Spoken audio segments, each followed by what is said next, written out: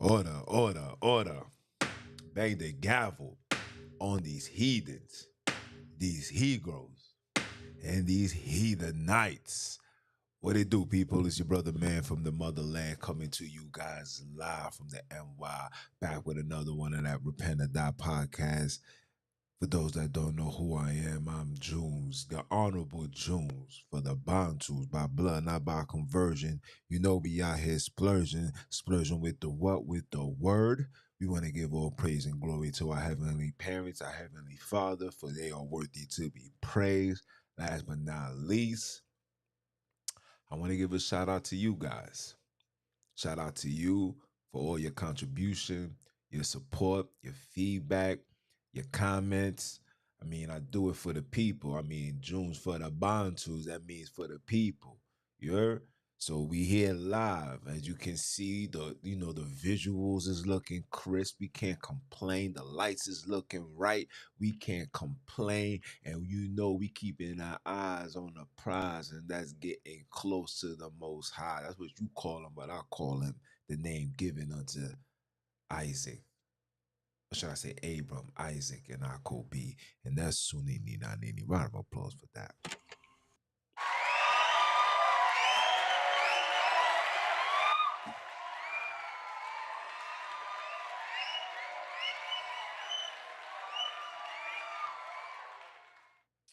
Yeah, man.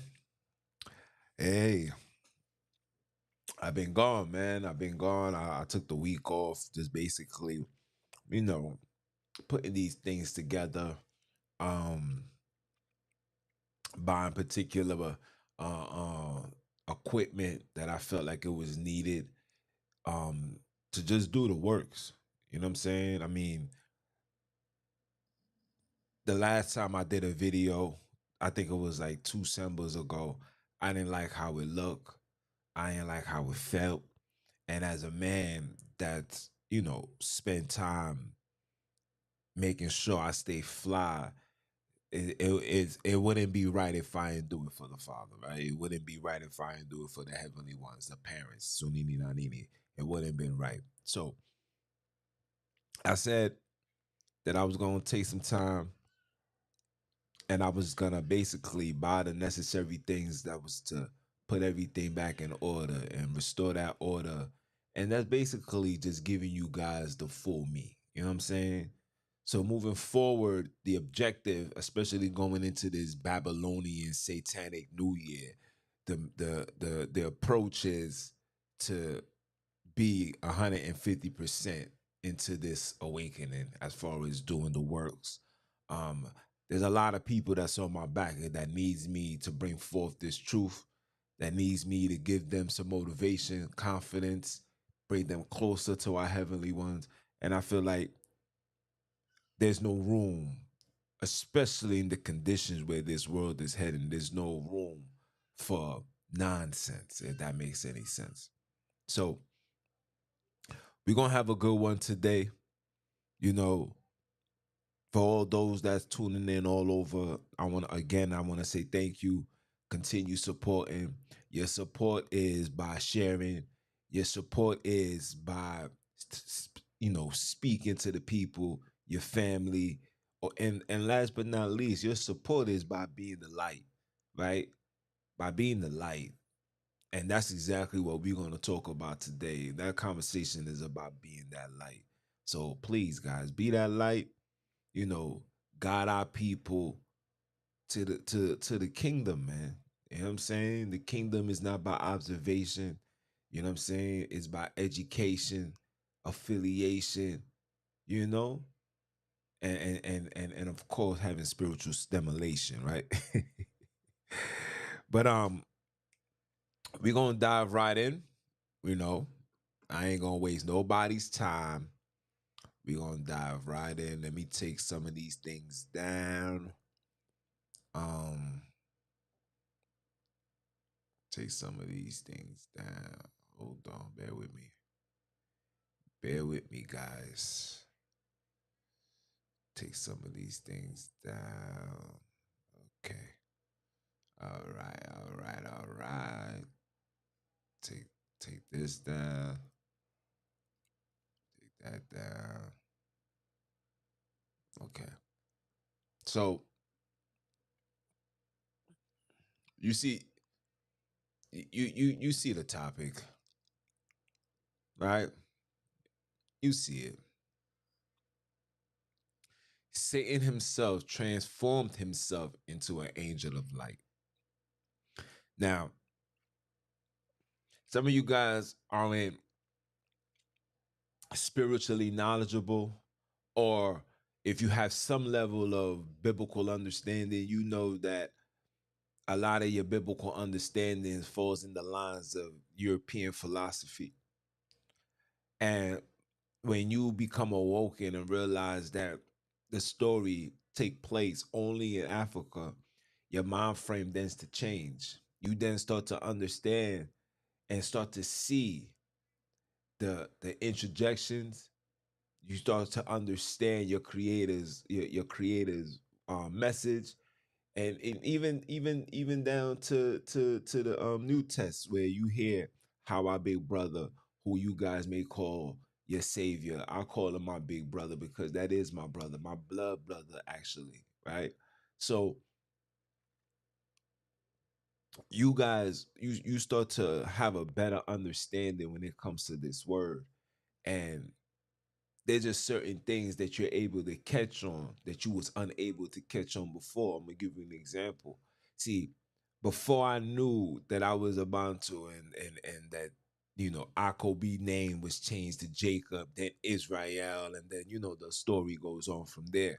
But prior to me, uh, uh, not knowing who I was or following the ways of the heathens, right?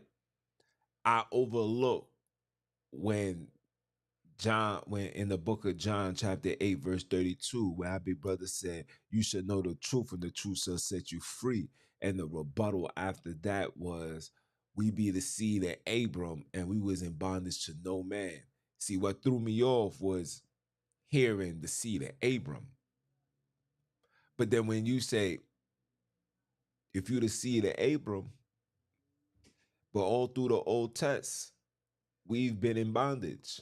Egypt, Babylonian, Persian, you name them, we claim them. We was there, even now. You understand? So when you start to have a true understanding and you start realizing that the story takes place in the Holy Land, you start having visions and you start having better understanding. So right now, when you hear me say Satan himself transformed himself into an angel of light, you're gonna have brothers saying, well, he's gonna be light by acting like he's right. But that's not what that is. See, transforming himself to an angel of light, you know that when the fallen angels was cast out, shout out to Umdala, they lost their skin tone. They became this color. That's why you see all the statues with with the wings and all that. Their skin tone is this color. But not only was it that color, listen, we're gonna be nice and slow with this today. It's been a long time since I've been behind the mic, so I'm still grasping on the Abiyans. You heard? So when he fell, he came out this color. So when the word says he would transform himself into an angel of light, you know we the children of the light. I'm gonna show you in the precepts too. We bear witness to his glory. His glory, when listen, his glory was so severe. That's the reason why we wanted Moses to be the interpreter. He wanted they wanted Moses to be, whenever he tell you, you tell us. They wanted Moses to be the middleman because what we saw was something unexplainable, something so bright that if you look at it too long, you might lose your sight. You understand? So when you hear he had to transfer himself into an angel of light, Lucifer had to transform himself into you. He had to be like you. He had to dress like you. He had to walk, talk, so he was able to be just like you. Yeah. And not only was he able to be just like you, he put his children in positions to create things like your skin tone don't matter, don't determine your origin. It's where you from. So uh European, give you an example. A European can be born in South Africa and could literally call himself a South African, knowing that his origins have absolutely no connections to that land. But he can claim it because there's a system in place that is not where you from, is where you at. That's the saying. This is what they say. So it's not where you from, it's where you at. So brothers use that as a way to hide who these people are. But today, I'm just gonna give you a brief. This is not gonna be too crazy. I'm just gonna give you a brief because I need you to understand how did we get here. And I'm speaking for the black and brown people here in America. You know, shout out to the brothers in all across the world, but I want brothers and sisters to understand how that we, the Bantus, the ones that was taken off the lands and sent to various locations, mainly here in America, because I don't know what goes on in the West Indies. I spent my whole life here, but I'm going to show you how these people has literally used certain things to confine, lock down, and keep us spiritually raped. Let's go. Let's go. You guys are ready? I hope you are. Let me pull this up. So bear with me as I do this. Matter of fact, let me pull myself down here because I already know this is gonna be a long one. Let me bear with it. Pull it up. Where is that? All right. All right. All right. Base screen. Again, Repent Thou Podcast presents Samba Conversation. Satan himself transformed himself into an angel of light. You guys should know me by now. Next time I'm gonna put Mr. Keep my foot on you heathens, Hebrews, and heathenites next. Are you dumb or are you dumb? Let us continue. Today's broadcast brought to you by Life Coach on the Go LLC, which is my organization, my LLC, my nonprofit, however you want it. That is me. I do online consulting. I speak to brothers and sisters. You can reach out to me, especially now with these flu nonsense going on. Online consulting is preferred. We do job placements, youth development. Yes, youth development. Raising up a child. Teach a child from young so when they get old, they won't depart. Youth development. We teaching it all. Right now, I'm trying to learn my EC closer so I can teach these children how to speak it, right? Boxing, basketball, whatever. But it's not just sports. We teaching children financial literacy, you know, going back to the basics of solving math problems. Like we going back to that. Okay. You guys know I do the spiritual thing all the time. Last but not least, the community rebuilding, right? We here to restore order. But nobody can restore order if nobody ain't coaching and teaching brothers and sisters the proper order, right? That's why every Monday I come out with the podcast, mainly speaking on black and brown problems in the inner cities, the ghetto. I do it for you because it's time for us to really see what's going on. And I'm just trying to give you guys the key to break out of the matrix, the key or the puzzles or the tools to figure out the Da Vinci Code. I unlocked it. I have unlocked it. You know, if you wanna have it unlocked too, continue tuning in.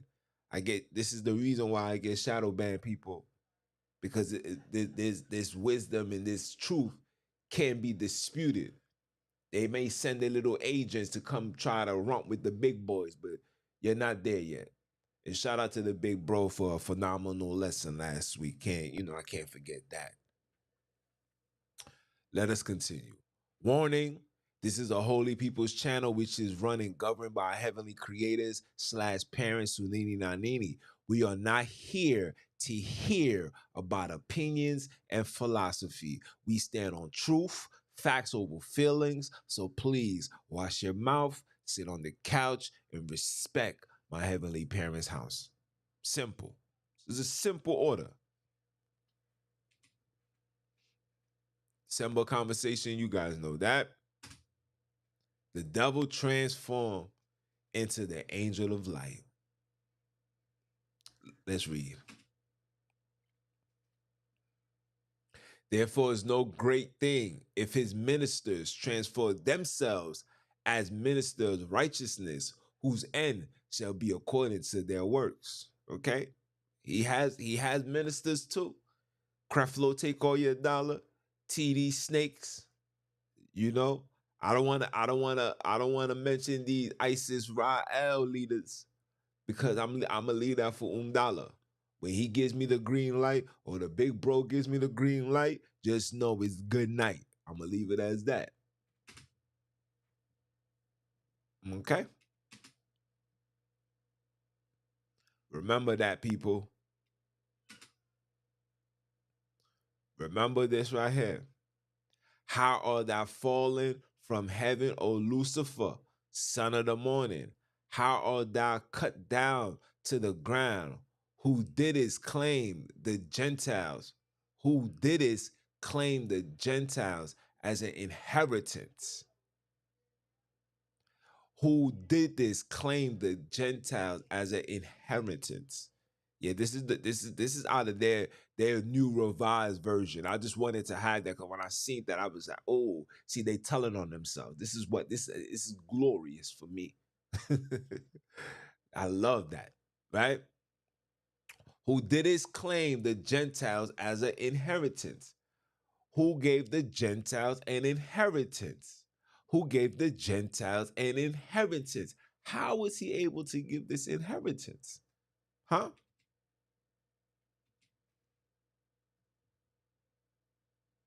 Okay. Now we're going to go into the word light. The word. According to the word, child of the light, Psalms 119, 105. Your word is a lamp for my feet, a light on my path. A light on my path. That's metaphorical. That's food right there. That's spiritual food that was just mentioned right there. Your word is a lamp for my feet and a light on my path. Remember, the devil got kicked out because the word wasn't a lamp for his feet. The word, he thought that he was over the word, superior to the word. And he not only was he not the feet, he got cast down to the floor, so he slithers on our feet, right? Proverbs 4:18, the path of righteousness is like the morning sun, shining every brighter to the full light of day. See, I wanted to give you old and new. All right. Matthew 5, verse 14, 16. You are the light of the world. A town built on a hill cannot be hidden. Neither do, you see, it says people, neither do the Bantu light a lamp and put it under a bowl. Instead, they put it on its stand and give light to everyone in the house. The house of what? The house of Akobi. The house of Akobi. In the same way, Let your light shine before others. Shine before the heathens. Shine before the Hebrews. Shine before the heathenites. But your job is to let it shine. Shine, let it shine before the fallen. Let it shine before Lucifer. Shine, because when you shine, you representing the ultimate shine, and he sits on top, right? That they may see your good deeds and glorify your Father. Okay, and I just said that in heaven. First Peter 2 verse 9 says what? But you are a chosen people. Right there, we're gonna replace that. We're gonna say, but you are his chosen children. You are the chosen. You are chosen, a royal priesthood. See, royal priesthood. Listen, the first priest that was on this earth. Let me tell you something. You're about to learn something today. The first priest that was on this earth was Adam. You hear me? Everybody that came after Adam had priest roles. That's why there was priest, king, and priest. The Melchizedek, Noah, king and priest. Enoch, king and priest. Abram, king and priest. Isaac, king and priest. Jacob, king and priest. Okay? A righteous nation. Righteous. We was never created to do evil. Evil is not in our DNA. It's the outsiders that put evil into our DNA. The intermingling. The allowing these people to govern us. Allowing these people to train our mind, show us what to think, tell us what to think, tell us how to feel. This is what they do. Let me bring my keyboard down a little bit because I'm stretching a little too much here. Bring this up. You understand? You understand? You understand? Sunini's special possession. That's you. You're special. And that's why the whole world hates you, because you're special. Not specially retarded, but specially inclined to not participate in the retardedness of this world. When you see parents allow their children to walk in parades filled with trainees and half naked men, retardedness. Stay away, far, far away. Right? That you may declare the praises of him who called you out of darkness into his wonderful light. See, when these people was over us, we had no choice but to walk in darkness because their rules and regulations forbidding us from walking in the light. So he had to come, send your big brother or your savior to bring you back into the fold because we was being led astray. The system, the government was stumbling blocks onto us. It was stumbling blocks, people. Guess what? Right now, it's stumbling blocks. When I made the video, it said when I say it's totally impossible to keep the commands of Sunini Nanini, people was like, "What you mean? No, it's impossible because we're not doing it according to him. We can't. We got job that intervene. We got things that you got to do. We're not governed by ourselves." Breaking a command, you break the commands when you take your child to get a medical procedure. That's breaking the commands. You sacrificing your child unto Moloch. It's totally impossible. And guys are so weak-minded, child-minded that when they hear the word commands, they thinking I'm just thinking about the 10 in the Bible. Well, they tell you it's 10. I already broke that down. It's more than 10. It's 12 actually. But it's impossible. And people say, no, what? No. Being obedient to your heavenly ones is keeping his word. Anything he tell you to do, you must do. When you don't do it, that's when you being disrespectful. You're breaking the commandments. Let us continue. So, how did the devil become the light? How did he become the light, people? Ask yourself that question. How did he become the light? Should I pull up the chat? Should I check the chat? How did he become the light? Matter of fact, let me bring the chat out because I want to see. I want to see what you guys got to say. Hold on. Let me bring this chat out.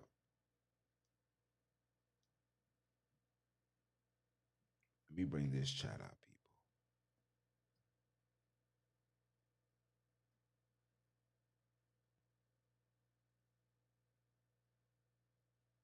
Let me bring this chat out. Give me a second.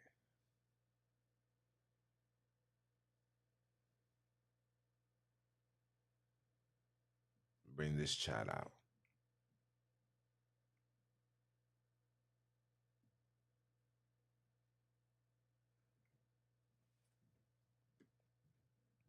How did the devil become the light?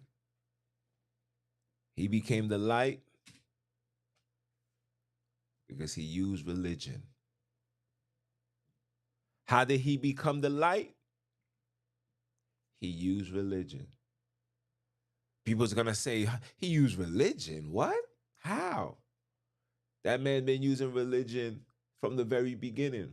When you read the word, why was Abram thrown into the fire? Because he wasn't keeping Nimrod's religion. Huh? What happened to Joseph? He wasn't keeping the Egyptians' religion. Huh? Shall we continue? What happened? What happened to our Savior? He wasn't keeping their religion. What was the religion? The religion was anything described the Pharisees, the Sadducees, the high priests, whatever these brothers was bringing forth, the Hebrew language, the Hebrew ways, that's the customs that was in the Holy Land. Yeah. You guys thinking, but no. No. Everything in the Bible was keeping up. No, it wasn't. That's why our big brother was going into their feast. He could have just had the feast for himself. But he went there. He went there to show them something.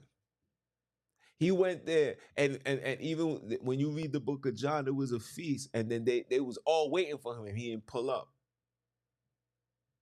That's when they was forbidding the Jews. When the people, when the people was afraid to speak, it was like, yo, he a good man. And others was like, yo, man, he bad. Shh. We don't want to upset the Jews. Let's talk about something else. How's the Yankees? How's the Gladiators? Good. How's your cattle? Exactly. He was using religion. And guess who he used after he murdered? After he murdered your savior. People was like, the devil didn't murder the savior. Go read Matthew 4.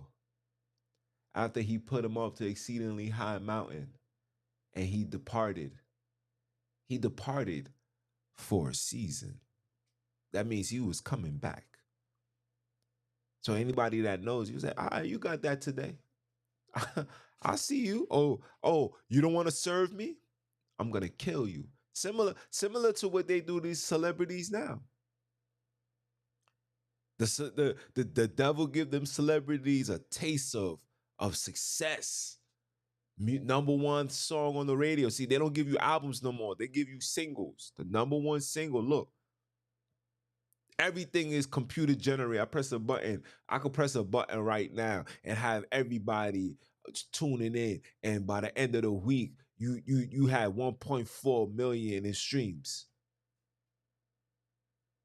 There's no longer usage for brothers to go outside and purchase CDs. Everything is in your phone. I got Apple Music. You got um Amazon Prime Music. You got all that. No need to. And just like this, in a snap of a finger, you'll be the hottest thing. But when he invites you to those parties, because that's how you give, this is how you give worship to Lucifer. This is how you sell your soul. You sell your soul by compromising the integrity of your heavenly parents and doing the total opposite. So he will have you doing fisherman activity. He will have you doing incest, laying with animals. There's rituals that take place. That's why they call it rituals. And then after those rituals, they tell you go home, even murder. They'll be like, yo, you got to give up somebody. Kanye West admitted, he said, I had to sacrifice my moms. He admitted it. After he admitted it, they had to take him off the grid for a little bit. He had a malfunction, a mental breakdown. So they got to bring him back to the lab. They got to put him under their drugs, under their hypnosis, because not everybody could handle giving themselves up. But when you somebody like him with such talent, you can't just get rid of that like that. Similar to what they did with Michael Jackson. When somebody got such talent like that, you just can't get rid of them. So you do things, you disrupt their character. You know, I could go on. Like I said, I've broken this Da Vinci Code. You got to understand what's going on. This is spiritual before physical.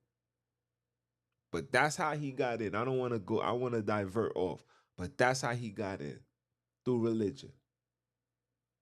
So the, just for today, I only went into two. I'm not gonna tell you which, but some of these things, for those that's been tuning in for a longer period of time, some of you guys already know. You already know enough knowledge and wisdom and have a great understanding of what I bring forth. So we can check all of history, but today I want to focus on Black Americans. I want to focus on Black Americans because America is the country that's being used to advertise the wickedness so all the world can fall in line to. So there's a full-fledged attack on Black Americans. See, some of you guys may not know that, but that is the honest truth. There's a full-fledged attack on Black and brown people here in America. And the violence and the ignorance and the stupidity and the lustfulness, the sexualness, all of that, the pervertedness, it comes from here, from the movies to the television shows. We're basically, and I'm speaking mainly for the Black and brown, we are basically the mascot for the New World Order. When they see the wickedness that we do, they then come out and say, see, this is why we need to put laws in place. This is why we need to do, et cetera, et cetera. And but meanwhile, nobody is realizing that all of this is behaviors that was taught to us by the same people that's creating these laws that gave you religion. And he gave you religion. And the devil made his full attack on us in the 1960s. Why the 1960s? Some of us will beg to differ. But for those that know the Freemasons and how they do with particular numbers, you will know. Anything pertaining with the 9 and the 6, just know. Just know in 20, let me not say, I'll hold my peace. But the 60s was a very critical time, a very emotional time for Black and brown people. This is the time where brothers was marching, protesting, demanding respect. You had Martin Luther King come out with the with the march and the speeches. You understand? You had Malcolm X. You had people like Muhammad Ali. Sam Cooke. The list goes on of individuals deliberately standing for righteousness, fighting, going against oppression. So this was a spiritual charge. There was a massive switch from slavery. It was like something switched where it was like, yo, let my people go. We was on that pattern. So when they seen that, excuse me. So when they seen that that's the type of time we was on, like I said, mainly through the 50s, and when they seen that, they had to throw in the monkey wrench, and that monkey wrench was this right here.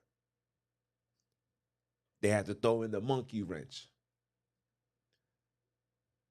And when they threw the monkey wrench,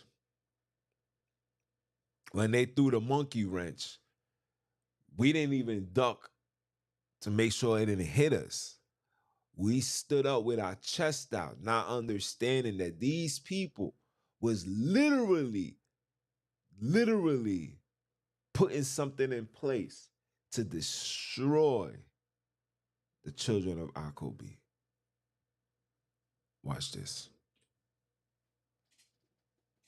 Let's see what tools did he use. And I say if he used, if he's even a man, that's just historical purposes. But the guy said the Baphomet is half male, half female. So I don't know. That's not my concern. Let us continue. Oh, this was the massive tool that was used in the 60s, guys. A massive tool that was used in the 60s, guys. A massive tool that was used in the 60s, guys. Yeah. And still to this very day, it's a massive tool being used to deceive you guys. I can show you pictures with Farrakhan, 33-degree outfit on, got the skirt on, shaking hands with the white glove. Hey, I can show you this. Yeah. But that's not what I want to talk about. Some think that Elijah Muhammad started the Nation of Islam, but it wasn't. Meet Wallace D. Fraud, better known as Wallace Fraud Muhammad. According to the FBI records, Fraud was born in 1891 in New Zealand. Do you guys even know where New Zealand's at? He arrived. Listen, look, we're gonna come back on New Zealand. We're gonna come back. He arrived in the United States in 1913. Okay, and briefly settled in Portland, Oregon. Forward, this is the man that created the Nation of Islam. Forward was arrested in California in 1918 for possession of alcohol against the state law of prohibition, and again in 1926 for possession of narcotics. After spending time in San Quentin prison in California, Ford was released and moved to Detroit, Michigan. Now I want you to take a look at this man. Before I turn to the slide, I need you to take a look of this man. Do you guys see something out of wax? Do you guys see do you guys see what I see? Do you guys see what I see? You see the chat? Put it in the chat. Do you see what I see?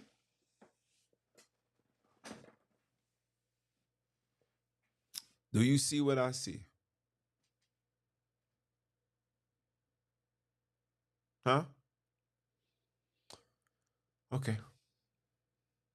I don't see a bound to. I'll leave it as that. Listen, It says, Fraud exact arrival date in Detroit is unknown, but once he arrived, he made a meager living peddling umbrellas and skilled door to door in Detroit's African American community called Paradise Valley. In the early stages of his ministry, Fraud used the Bible as his textbook since it was the only religious book with the with which the majority of his audience were familiar. Bowen similarly argues that in the early Nation of Islam, ministers regularly reference passages from the Bible to prove their claim. So now Islam, here's a brother. Now I want to call him a brother. Here's a man from New Zealand, comes to America, gets incarcerated, gets locked up again, come out of San Quentin, comes to Detroit, Michigan to set up shop in the African American community called Paradise Valley. Huh? Huh? The ministers of Lucifer. Let us continue. I want you guys to see this. According to Fraud, that's what I like to call him, Fraud. Although there is no documentation to prove or disprove his account, he was born in Mecca to a wealthy parent in the tribe of Quraysh, the tribe of the Prophet Muhammad. I really want you guys to meditate on this. Let me go back.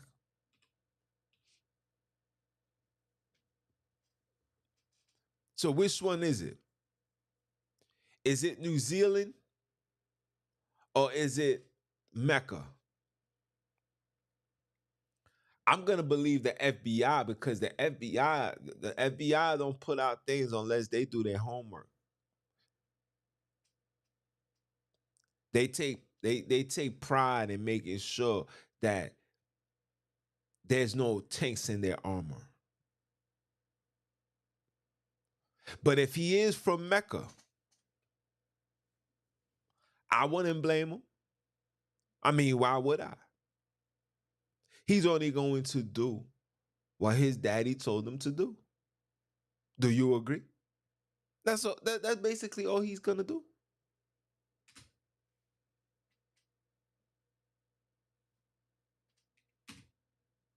Where the heck is New Zealand?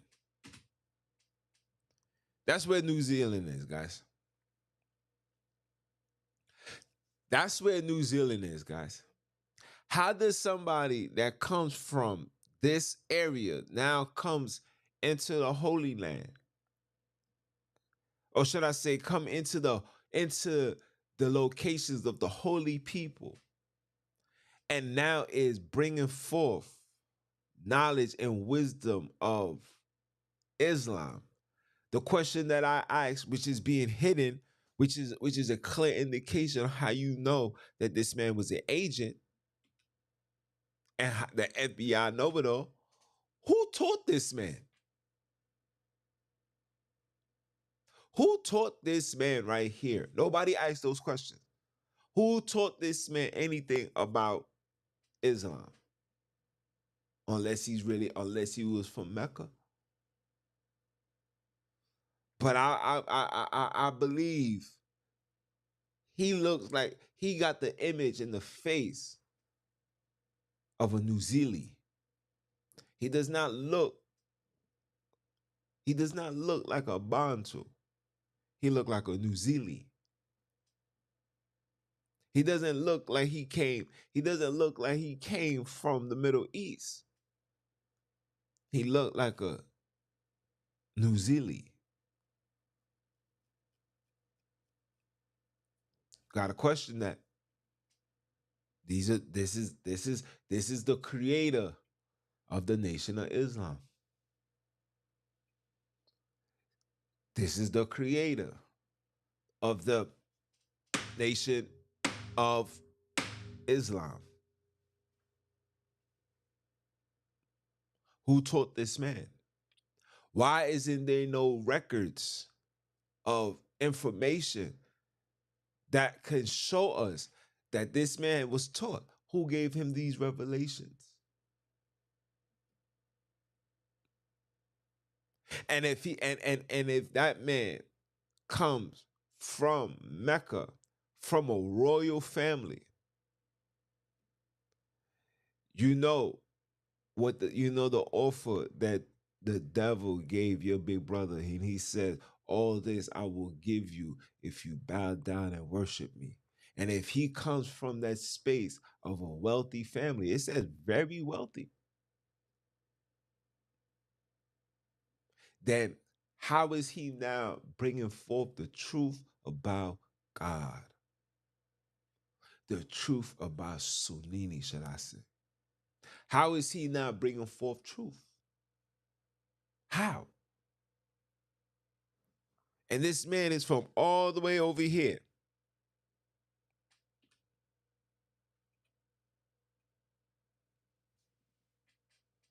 You have to make it make sense. You have to make it make sense. How do you leave all these areas and you make it here in America? You was a drug addict. Yes, you was a drug addict. You got caught with narcotics.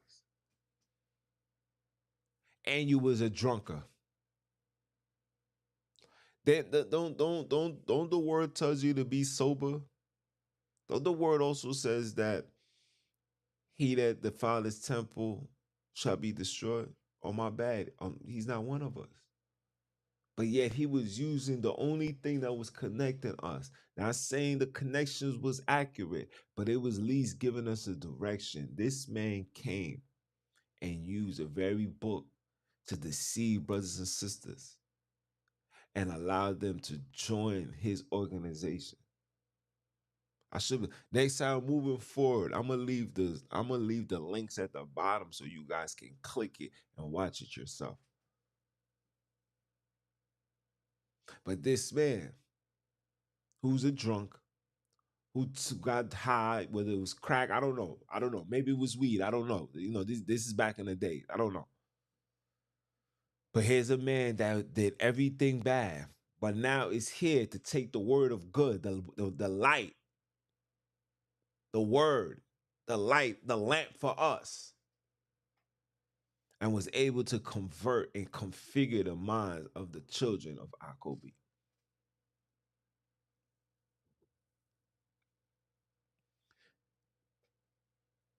Shall I continue?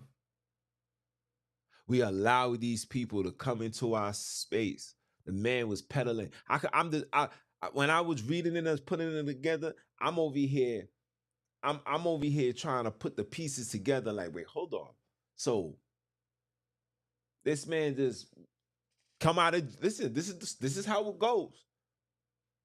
The man came out of jail. Was he being taught in jail? Was there somebody in jail that was teaching him? Because he came out of jail, went straight to Detroit, Michigan, and out of nowhere, he was preaching the word. And you know, a lot of Muslim stuff goes on in prison. So was that happening? We don't know. But what I do know is that man has nothing to do with me and you. Not with that nose. That man has nothing to do with me and you. Look at that hair. I can't even say that because my son got coolie hair like that right now. He ain't looking like that.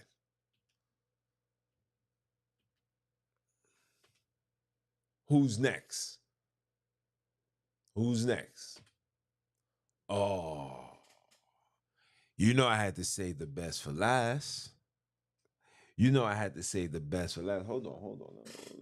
Let me sip some of this scissor right here. Sip some of this scissor. Mm-hmm.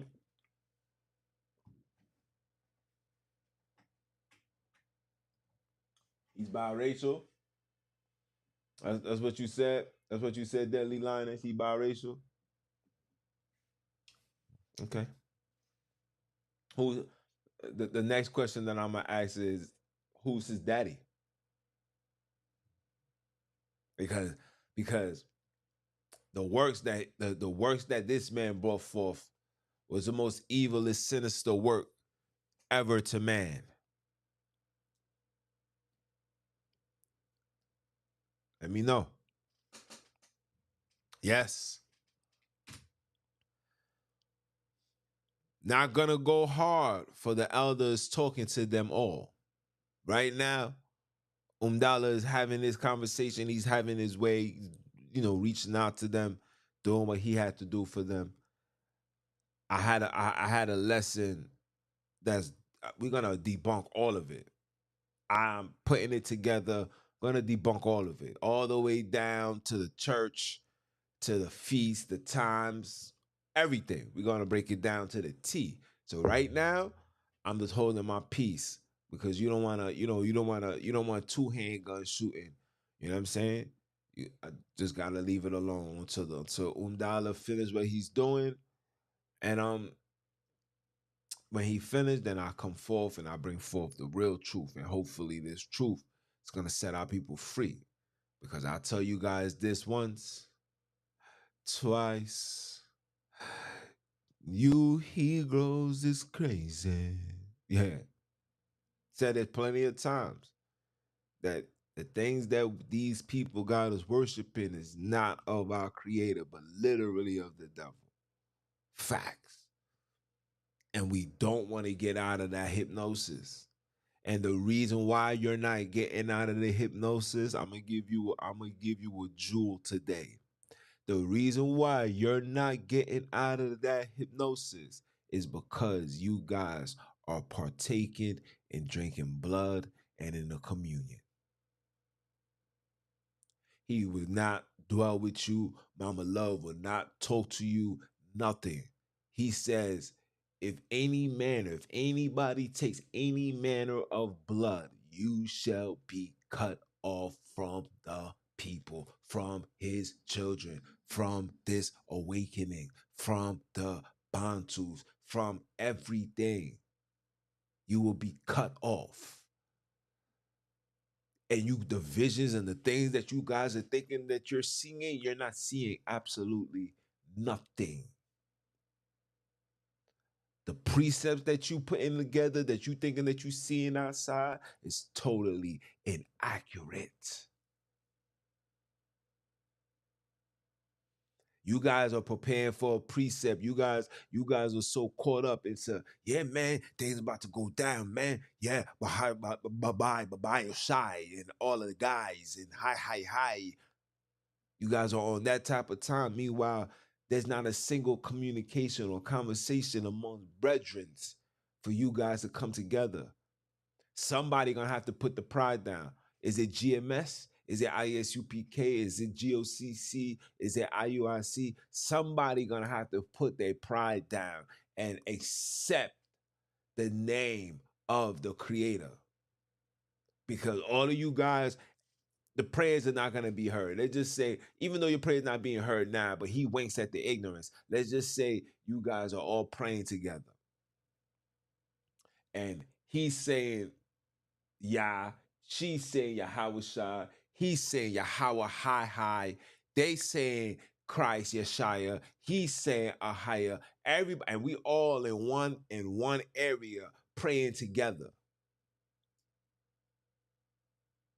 All in one area praying together. You think he's gonna listen to it?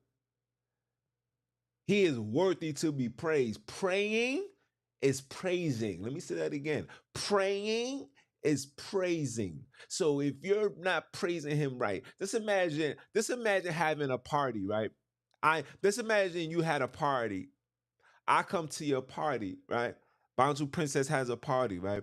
And the party is literally titled Bantu Princess Party. And I come up there. I'm not drunk. I'm sober. I'm clear headed.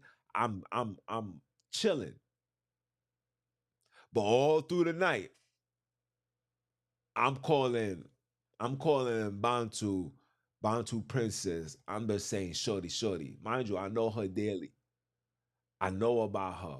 We've been cool. She been helping me. But when I see it, shorty, shorty, shorty. And then not only am I saying shorty, shorty, shorty, but she don't like her being called shorty, shorty, shorty. So if I'm calling shorty and and the homie over there is calling let's just say he's calling her ba, right? And the other person, everybody just calling her out her name. And this is her party. What do you think she's gonna do? Kick everybody out? Party done.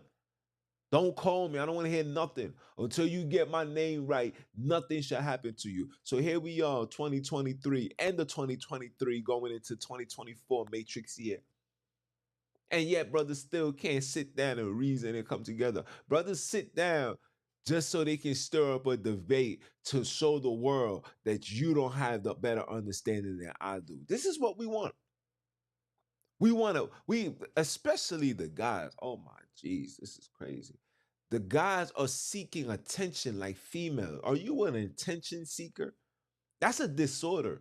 Remember when you used to go to school? I don't want to show, I don't want to tell my age as for, but I remember going to school.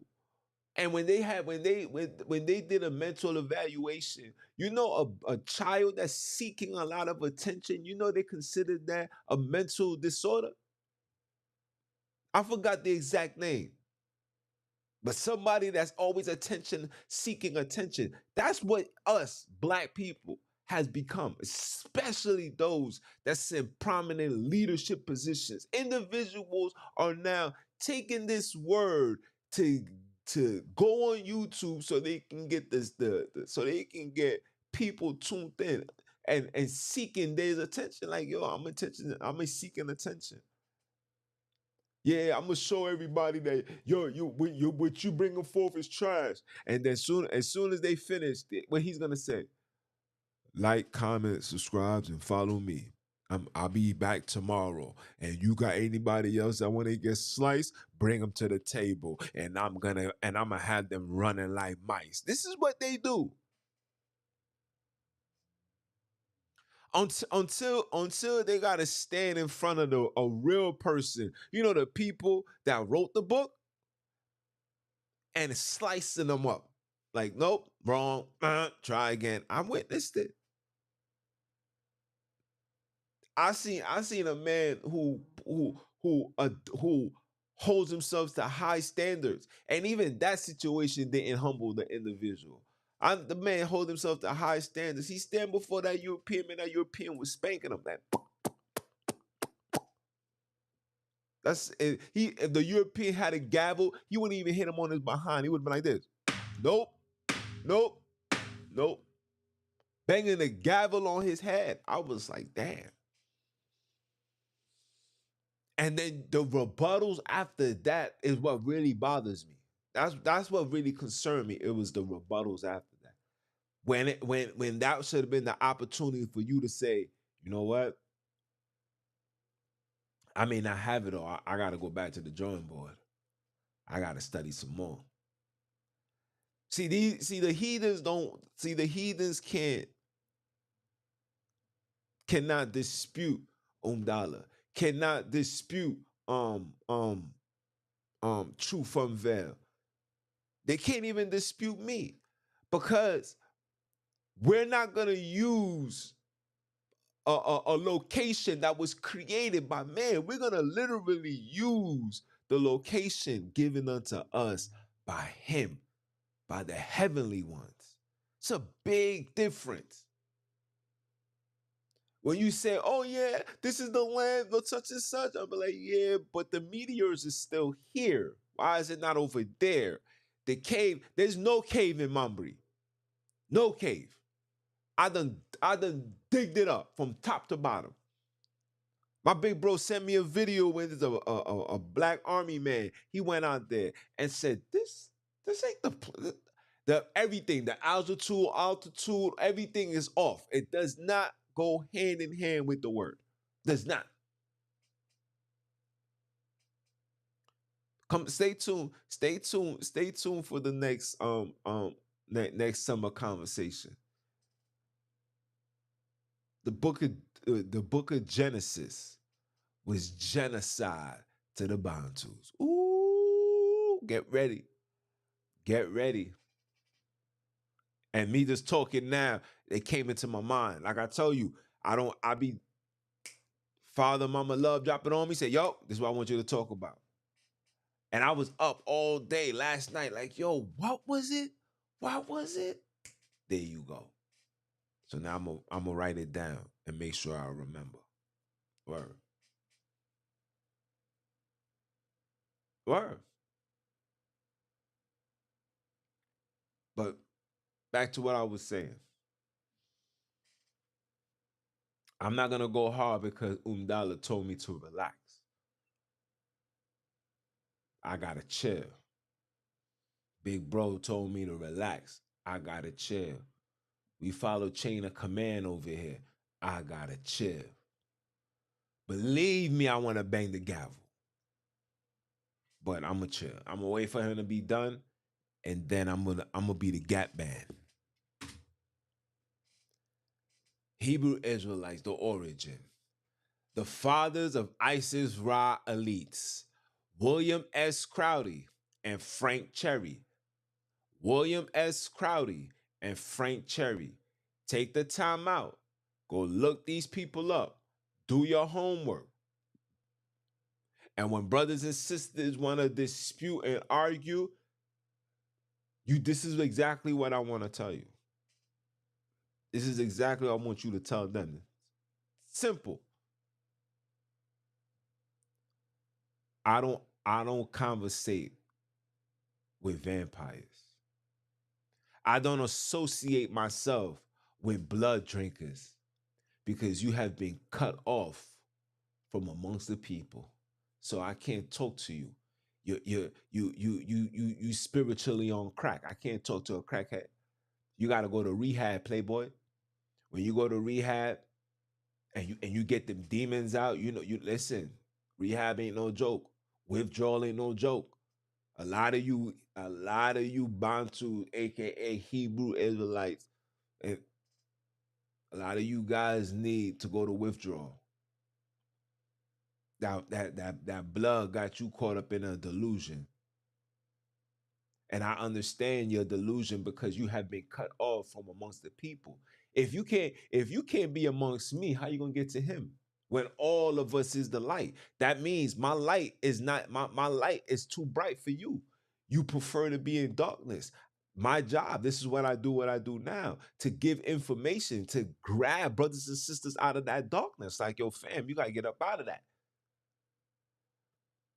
But because you guys love the blood so much, because you guys love the apostles of the Gentiles so much, a fabricated lie that was interjected.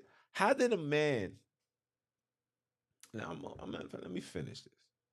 Because you guys love blood so much, this is the reason why you guys can't come into this awakening in who you are.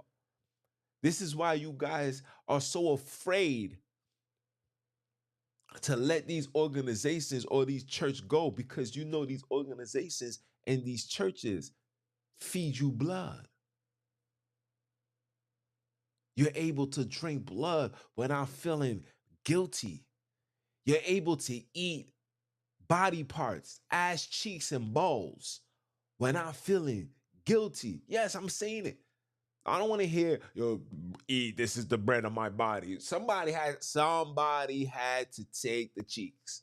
Somebody had to eat the ass. You don't know who eating the ass is the individuals that's full of sugar, honey, iced tea. You hear what I'm saying to you? Huh? Huh? I mean,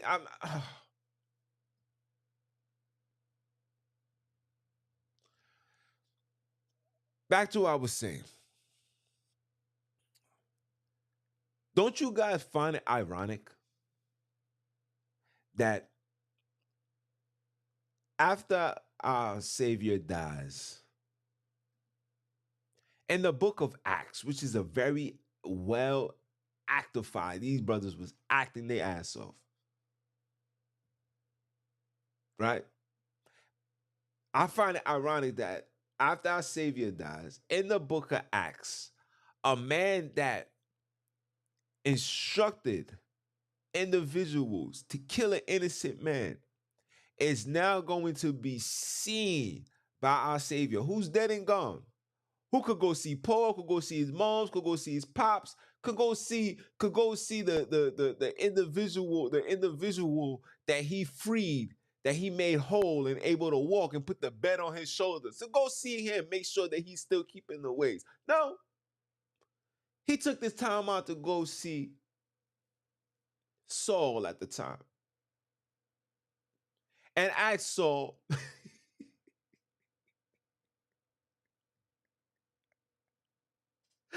yeah, and say, "Yo, Saul, why are you throwing rocks at me? Don't. I mean, come on, people. Come on, come on, come on, come on. Please, please. Can somebody please make that make sense? Like I told you, I got the records. I got the book. I got the book with. No, it's right there. I got the books. Information like that, I really got to take my time out to give it to you. Like I want you to think about that. This process that for a little bit, please.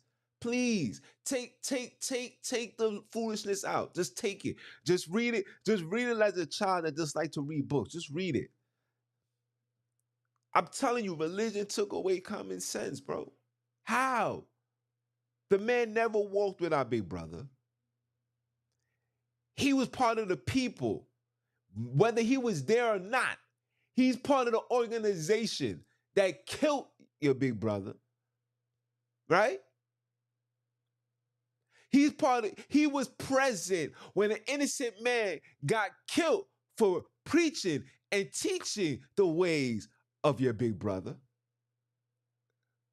And now out of nowhere, the man was sleeping, minding his business. He's in a trance. Everybody falls into a trance, they by themselves. Every time there's a name change, and nobody don't put these together. Every time there's a name change, these brothers in a trance, they by themselves, they had a vision. Listen, listen, it's the same story. And it's like you don't understand.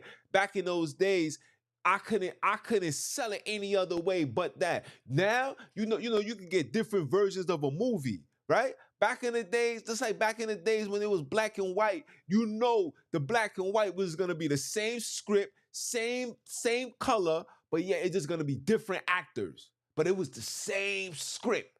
It's the same thing with the word, bro. It's the same thing with the word, people. These heathens, oh my geez, these heathens, every time they needed, let me take that back. Every name that was changed in the Bible play a massive role in all religion. Nobody don't pay attention to that. Now, the point I'm trying to make is the man did all of that. Now he got some vision. Now he got some vision and he's adamant in doing the work. But this man got more writings in the book than Peter, who was given the keys, than John, who actually walked with him. Walk with me. I got a new pair of sneakers called the Walk With Me's. Come get a pair of Walk With Me's. Yeah, I'm gonna start posting them up. Like I said, we going into the Babylonian year, guns blazing. You heard? But this man got more writings than any apostles that actually walked with our big brother. And the next question that you gotta ask is it apostles or is it disciples? Which one? Nobody asks these questions. Nobody asks these questions. It's because we have been drinking this Kool-Aid. We have been drinking this blood. What color is Kool-Aid? Red. Listen, they was prepping you to drink blood from the very beginning. They gave you a big ass glass that can walk and talk. It said, "Ooh," like the Pillsbury Doughboy, and made you drink him in preparation to drink his father, his creator. Now here we are, 2023. You got grown men refusing to put down the blood, even though the word said you shouldn't be taking any manner of blood. But they listen, it's metaphorical. That's not what that means. So was it metaphorical when Noah got on that ark? Was it metaphorical when that man was hung on a tree? Was it metaphorical when they put a knife down his chest in the side of his ribs? Was it metaphorical? See, when you hear things like that, these are individuals that put certain things in place so it can justify the lies, and they can feel comfortable in their skin while they stand on this lie. And I had a brother tell me, listen, he'd rather die for this lie. And when I heard that, I said, on that note, me and you can't rock because you just pledge allegiance to Lucifer. And I get it. Leviticus 17 and 10. For you shall be cut off from amongst the people. And if you cut off from me, or you cut off from us, then you cut off from Mama Love, and you damn sure cut off from Pops. Then you damn sure cut off from the angels. And you see, before he was winking at the ignorance because it probably went over your head. But when you see that he put it in my spirit to tell you guys, and you guys still don't see it, that's when you no longer that's when he's no longer winking at nobody's ignorance. The winking is over, people. I'm saying this to all the Christians, all the Hebrews. I'm saying to every single person that's fallen in line with any religious organization. The winking is over, fam. So you better decide what you want to do from now. Because the position that you walk moving forward, you will be destroyed. I already see how the handlers, the head individuals of these organizations, they're not looking good. They're looking sick. And I feel like they're hiding their sickness because they don't want to let people know that they're sick. Because if they're sick and they're died at a young age, then it's gonna make people, the followers, question, well, was the information they're bringing forth, was it real? Because obviously the God that they had us calling on is not saving them. I want you guys to think about that.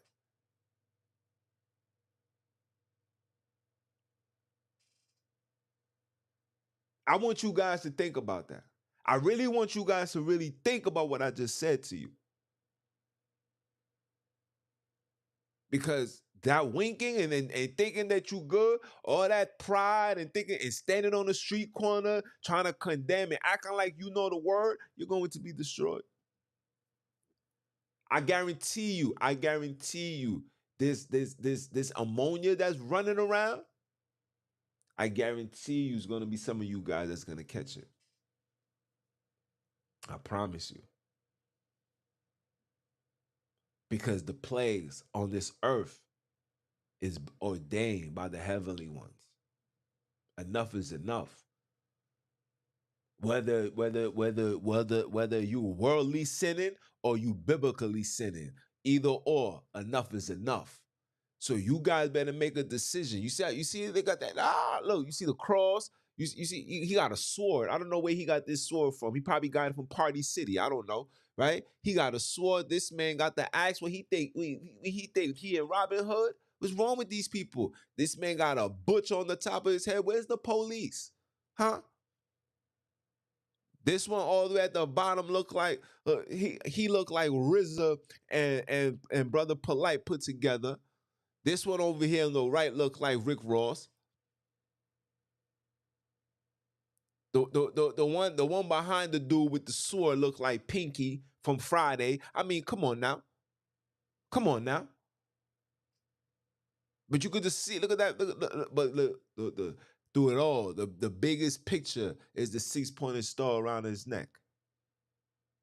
And for those that tune in, for those that coming into these bi-weekly classes, we already debunked these crosses and these six-pointed stars and where it comes from, who it resonate to, who you worship. But like I told you, man, this is of the devil. This is how he became a child of the light. He was able to get to you through religion. Remember, he's a serpent. He slithers on the floor.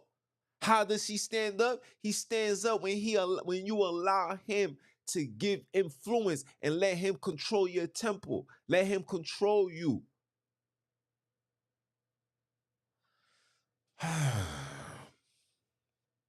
But I digress. I'm sorry, guys.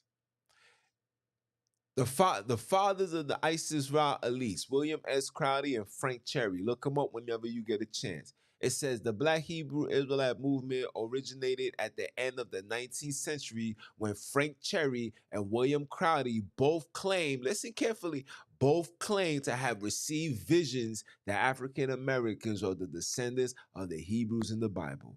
Cherry established a church of the living God, the pillar ground of the truth for all nations. Now, look, here's the integration for all nations. Okay, this is a man that caught a vision. Now he's not now he's putting the things together when the word tells you to be separate. I thought we were supposed to be holy. Holy means to be separate. But hey, I don't know what I'm saying, right? In 1886, right? And Crowley founded the Church of God, Saints of Christ in 1896. So in a minute of 10 years. So Frank went first, Crowley went second. So coincidentally, the Black Hebrew groups were founded in the United States during the late 19th and early 20th century from Kansas to New York City by both African Americans and West Indian immigrants. In the mid 1980s, the number of Black Hebrews in the United States was between 25,000 and 40,000. That was in the mid 1980s. That number dropped tremendously now. Tremendously now. Because these individuals is not bringing forth no truth. And let me tell you something. A lot of brothers and sisters be inside of these organizations see the foolishness, but are scared to question because of the position that these people want to be in. A lot of people was holding their peace because they don't want to offend nobody and they wanted to be able to get a position. Brothers wanted to be officers. Brothers want to be deacons. Brothers want to be bishops. All names of Lucifer. Show me where in the word where Sunini said, you're going to be a bishop, you're going to be a deacon, you're going to be a scribe, you're going to be a Pharisee, Sadducees, you're going to be none of these things. He didn't even say he was going to be a high priest. He said, look, Levi, I forgot how you say it in the Easy Closer. Lada, Ladu, Ladu. Yeah, right? You the overseers. You the only person that's allowed to come talk to me. And this is a position that gets passed down to your lineage. And it wasn't no tribal thing. And shout out to and even for Umdala, I told the big bro, I said, man, Umdala, he gotta come harder when it comes to breaking this 12 tribe thing. But like I said, Umdala is, he does it his way. Me, hey, hey, Macarena. That's it. You're what? Alright. Alright. Just know we got a clip full. I'm just gonna leave it as that. Right? Sound crazy. I mean, listen, my mind is 50 trillion things running into my brain right now, and I gotta hold my peace. But I don't want to talk about them. I don't want to talk about them. I don't want to talk about William S. Crowley and Frank Cherry. I don't want to talk about them. I want to talk about him. I want to talk about Ben Carter. You guys know who Ben Carter is? Ben Carter, aka Ben Amani Ben Israel. Born in Chicago and got introduced. Listen carefully. Born in Chicago and got introduced to the Isis Ra teachings by a co-worker. According to Wikipedia, after Carter was discharged from the army, he worked as a metal glorious at Chicago's Howard Foundry. In 1961, here's the number again. Here's the year. 1961, a co-worker introduced him to the idea, that African Americans are the descendants of the biblical Israelites. Carter began to attend meetings of the Black Israelite groups and was given a Hebrew name, Ben Amani Ben Yisrael. Listen, they wanted to get when I was a part of the organization, they wanted to give me a Hebrew name. Well, what was the name they gave me? The name was Kanan Banaban or something like that. I say, yo, man, call me Jones, man. Call me Jones. Kanan Banaban. Are you dumb? I don't even and I forgot it was a meaning in Hebrew. I don't speak no Hebrew, nor do I choose to remember. I just remember that name because when it was given to me, all I could do is shake my head. I was like, damn, y'all gave me that. I couldn't get Jeremiah. I couldn't get, you know what I'm saying? I couldn't get Isaiah. I couldn't get none of that. I couldn't get Nehemiah. I couldn't get none of that. Kanan Banaban. Nah, call me Jones, fam. You know what I'm saying? Oh man. It go. Carter began to attend meetings of the Black Hebrew Israelite groups and was given a Hebrew name Ben Aman Ben Israel. In 1964, he and several others founded the Abeda Hebrew Israelite Culture Center. Let's read. According to the Hebrew Israelite community in 1966, you see the key word 1966. You know nine if you into gematria, you know 966 is just 666. But hey, you don't hear me though, right? Here goes another one. Ben Amani received a vision from the angel Gabriel. Oh, this man Gabriel, listen. Everybody's catching visions. Everybody's catching a vision. How do I catch this vision? Do I need to sleep in the kitchen? How am I? Do I need to be in spiritual prison? I want these visions too. I'm going to sleep tonight, bright and early. Hopefully, I'm gonna wake up and come on live and say, "Look, the vision is to." I hold my peace. All right. A vision from the angel Gabriel who told him to lead African Americans to Israel. In the vision, he claimed he was instructed to lead the children of Isis Ra El amongst African Americans to the promised land. What promised land? You took your child, you took the people from one prison complex to another because go on YouTube and see the wicked treatment these brothers and sisters is getting over there. Go look it up. They got rallies and protests right now talking about how the blacks need to get up out of there. Right now. The black people that's there, courtesy of Mr. Carter, the people that are there are literally living on top of a nuclear power plant. On top of nuclear missiles, guys. Huh? Yo. They got a spot in the Gaza right now. I forgot the name. It's called Slave Town. That's governed by the Palestinians and the ISIS Raels. And question anybody that walk in and out of that facility. Yo, where you going? Yo, who you? Where you coming from? Yeah, they've been dealing with lockdowns from the very beginning. And it's for a reason. See, the reason is they don't want you to go through there and start snooping around like Snoop Dogg. Snoop Doggy Dogg. They don't want you snooping around and you start finding things. Just like they don't, that's just like it's forbidden to do the DNA. Don't worry, I got the video. We're gonna put it up. I don't be putting up these videos because I don't want to deal with the community guidelines and I'm hit with a strike and then all of this nonsense. Like I really don't got no time for that.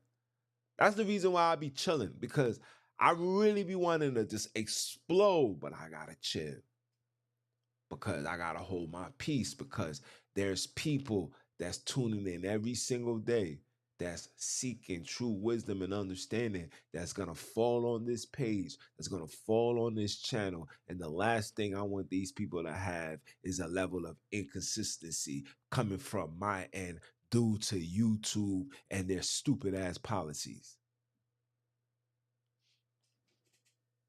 But I digress. It says, lead the children of Isis Ra'el among African Americans to the promised land and establish the long awaited kingdom of God. And in any case, Benamana was one of the four, listen, Benamana was one of the four members of the Ibita Hebrew Israelite Culture Center to be chosen to travel to Liberia to explore the possibilities of settlement there. So here's a man that go to Liberia. He's in Africa. Instead of going south, this man decided to continue going east. And you wondering why they can't get nothing done on these streets. Are you dumb or are you dumb?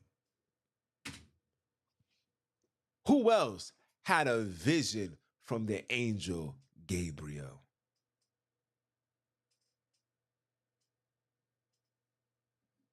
Let me see.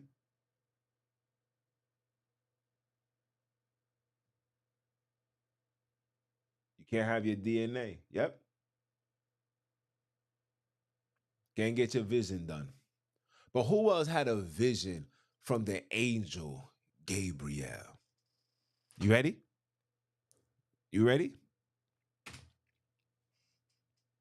The non-prophet Muhammad. Yeah, I said it. Hey, you know I don't be giving a damn. The non-prophet. Tell me what prophecy did this man tell that happened? Did Muhammad give them prophecy about them getting their ass whooped by the Israelis? I mean, hey, did the prophecies tell them that America was gonna invade it? Hey, where's the prophecy? The non-prophet Muhammad. Facts. Facts. Get mad. Get mad. Get mad and then get so mad that you wanna rebuttal and disrespect my creator and disrespect my big brother. Get mad. And when you start getting mad and you start really seeking it, I'm sure Mama Love is gonna give it to you because the word says, seek me and you shall find me. Go ahead, get real mad. Just so you can seek it, so you can find a rebuttal to prove me wrong. And he's gonna drop that bomb right on your center of your forehead. And you're gonna be like, damn, he was right. But guess what? Your pride is so high, you want to admit it. You're gonna listen, these brothers pride be so high, they want to admit it, they put it to the side and want to continue with the genocide and wonder why you ain't never gonna get close to the most high. You see when it rhymes? Because it's meant to go together. Stop playing with me. Okay? The non-prophet Muhammad. I said it because he was non-prophet. Ain't nothing prosperous come out of us following Muhammad. Just like ain't nothing prosperous come out of listening to Christianity, following the Baptists, listen to all these heathens that stood before us. The only people that's profit from this foolishness are the ones that's teaching the foolishness. But this is the question. Why are all these people doing this to the Bantu? You want to know why? That's why. That's why. They want this all for themselves. Oh, you don't believe me? You don't believe me? You guys don't believe that they want all of this for themselves. King James got the best writers, right? And when these stories was being written, when did Josephus write the Flavius Josephus book? What year? Was it before or after our Savior died? I'll wait for it. Huh? And when you watch it,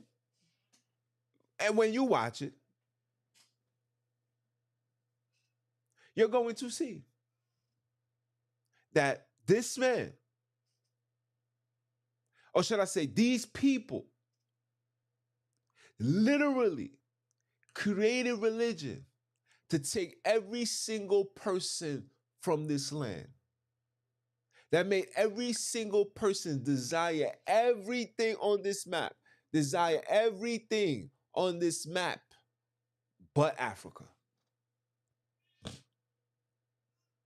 You got brothers and sisters ready to search the whole Western Hemisphere for the Isis Ra elves. Meanwhile, the land that they was taken from, where they was supposedly dwelling for thousands of years, nobody decided to go back to go find out where can they find their family members. That's what religion has done. I know, I used to teach it. They want that for themselves. They want it.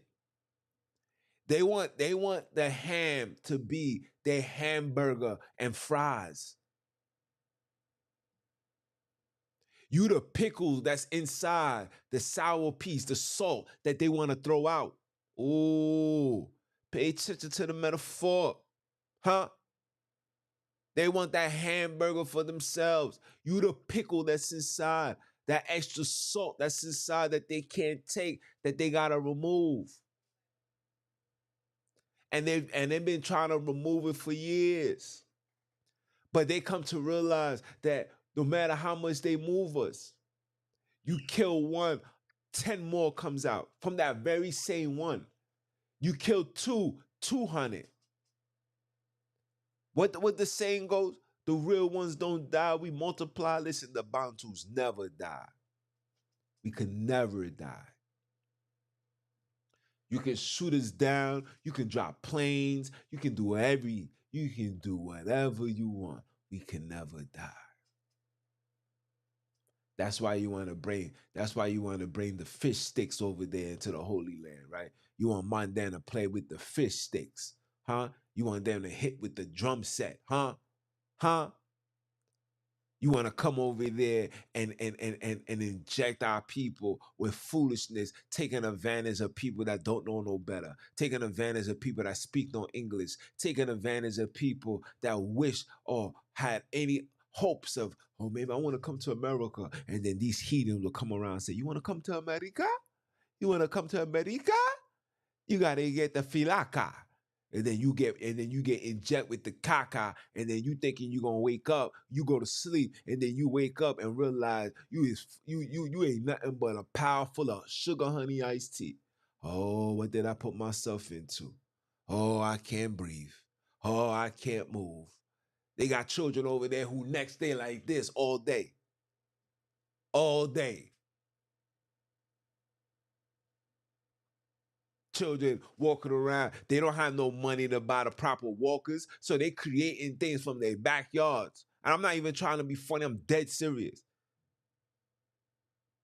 These children be walking with the headboard, with the headboards from their bed set, and they chopped it off in half, and one is under the other, one is the other, and they walk it. Somebody created and put some wheels underneath, and they walk it. Heck, you talking about?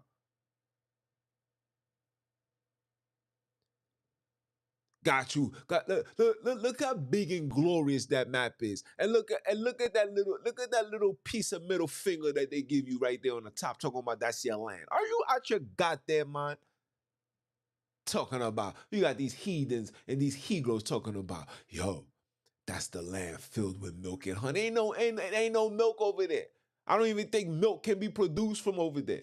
Ain't nothing but dirt over there. Meanwhile, every single nation is taking full advantage of this beautiful place. Everything is beautiful in that land. The women, beautiful. The animals, beautiful. The grass, beautiful. Matter of fact, hold on. I'm gonna show you. I'm gonna show you something that we got sisters over there right now. Show you this beautiful place.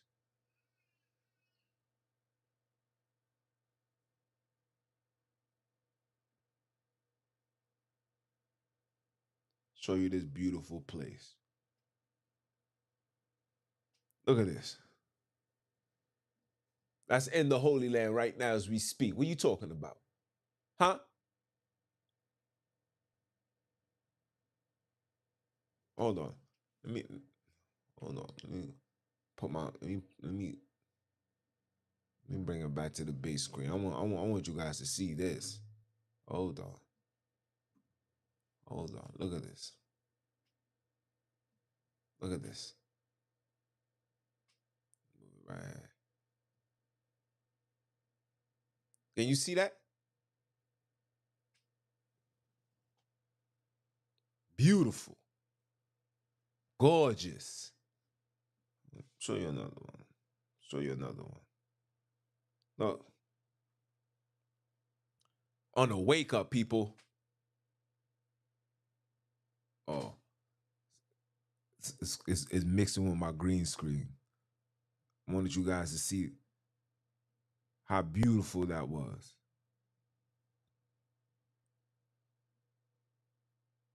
But come on. Come on. They got you. They got you wanting a middle finger. Wait, look at the map. If you thinking I'm not even trying to be funny. I know you gotta be thinking. I know you laughing and all that. It got you feeling. Look at this middle finger right here. Joins a middle finger, guys. Look at this. Who want this? It's a middle finger for you. What is this? What is this? This look like an elbow. They gonna give you an elbow. Meanwhile, the whole body's right here for you, huh? I mean, listen. Let us continue. Because people be getting mad when I be saying what I be saying, but it's like, yo, you got to make it make sense. You got to make it make sense. Listen, Christianity took you to the West. Islam took you to the East. Islam took you here. How did Islam take you here? But yet we still are the least populated here. If we came from here. Oh, you waited for Josephus to feed you that story. Copy. Let me continue.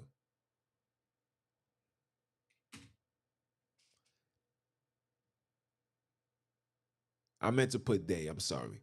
They don't want you happy. They don't want you like this. This is the jasper and sardine stone right in front of you. This is the jasper and sardine stone. This is the jasper and sardine stone. We are made in their likeness and their image. Some of you guys don't even understand the reason why we're not dark like that is for two reasons. For one, we're not in sun like that. And for two, a lot of us is mixed breeds.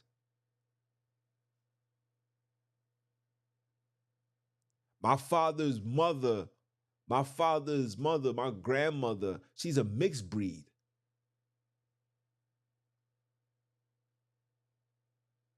She's a mixed breed. So I already know. I already know. I got this cane running through my bloodstream to some degree. But through the works of Sunini, he's gonna purge that evilness out. Oh, listen, whenever you have evil thoughts and want to do evil, that's not you, that's Cain. That campaign found a way into your brain and they got you hooked on the stupidity like cocaine. Huh? Better chop it all off and then grow it back like Rogaine. You understand me? Huh? Heck is wrong with us? We not understanding what's going on? I, and the sad thing is, this is the sad thing. Let me tell you. This is the sad thing, guys. We all know that we came from Africa, right? I'm giving you an example. I remember I was street preaching, and then there was this guy who came from Africa, and he says, "Well, how do you know?" He was like, "How do you know that I'm African? I'm Ham, and I'm not one of you guys." The brother replied and said, "Because you from Africa." But then the African said, "Yeah, I'm from Africa, but you guys was taken from Africa where I'm from. So how do you know?" This is the rebuttal. This is the rebuttal verbatim. Yo, we don't associate. We don't pay attention to genealogy. But then it's like, if you don't pay attention to genealogy, then why are you coming with a chart? That doesn't make sense. You know what?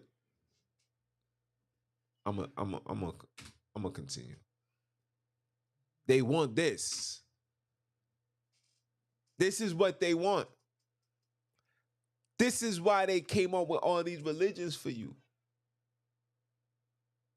Look, you see right here?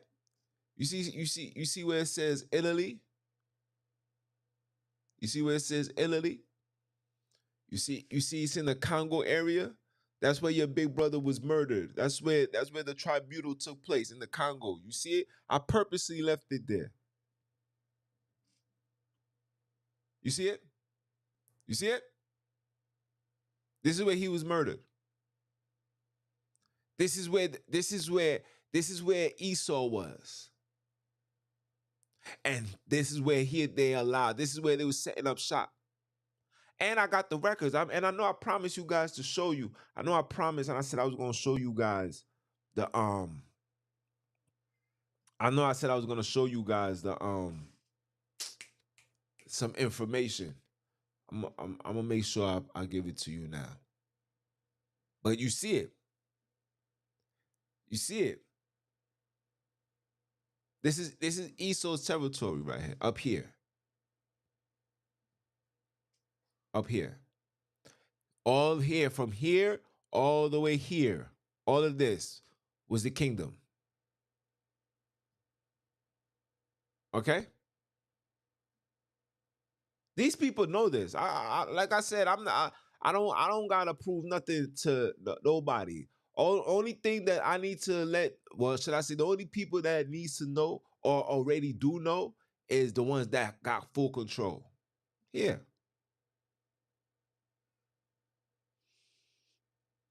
Jerusalem or somewhere over here. And look who runs. And look who's running it. Look who's running it. Huh? Look who's running it. Don't you find it ironic that they run all of Jerusalem, and out of all of them people, they the only ones that became and remain kings, queens? I can't make this stuff up. You see this? All of this. All of this took place, and ethnic cleansing was happening at the same time. Okay?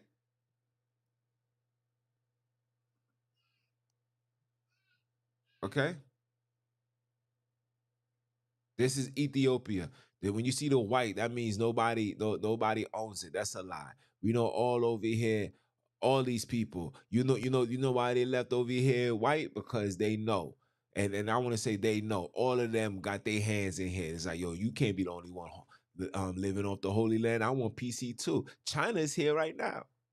All these people is here. Russia is here. Russia is here right now. Russia is trying to align with them, right? So if it can war with them, and but when it's all said and done, if Russia was to survive and all of that, they're gonna run all of this too. They thinking in the next 50 to 100 years, the majority of these West Africans are gonna be speaking Russian. Facts.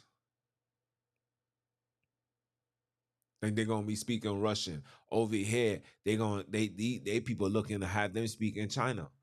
I already did a broadcast showing you that these people are ready to change the Bible. Anybody that changed the Bible, just know that they changing it. Anybody that owns the Bible owns the country, because owns the world, because the book, what's in the book, is a control. If you're not in the spirit of Sunini Nanini, and you have not been abunkud or have Mama Love dwelling in you, you can turn into a sorcerer, where a lot of brothers have become. And because of that, a lot of brothers and sisters are going to pass away when not the remissions of their sin, because their pride is so high they can't see. But the reason why they can't see, because they like drinking blood, cheeks. He like blood and your homie like ass. Nasty. And our big brother did not do that. Get it together. The man that walked with him through it all don't even have no recollections of a Last Supper. Every single person that had a record of the Last Supper was individuals that wrote it after he died. And I got the records to show that majority of these writers wasn't them that wrote it. I have it. I have it. Hold on. I have it right now. I have the record to show you that these people was not with him, and they wrote it on somebody else's account. The book of Luke tells you in the beginning that this is not his. He didn't write this. He it basically everything that was written from the word of mouth. So where did they get this word from? Because I'm sure they didn't get it from us. Huh? How does a man, let me show my face again. See, now I'm getting upset. I'm sorry, guys. See, you see, this is why. So, how does a man, the word says he was a man that lived without sin. What is sin? Sin is the transgression of the law. What law? The law, statutes, and commands. When you say command, what that means? Meaning anything that he says or have done should always be followed. So if he came to do his father's will, and if you was to see him, you would see the Father. And the Father forbid brothers and sisters from having any manner of blood. But this man says he's about to die. But then offer people a cheek and some bloods to drink. Whether it's metaphorical or physical. That's what that here's a man that's about to die, and that's what came into his mind and said, this is what I want you guys to do.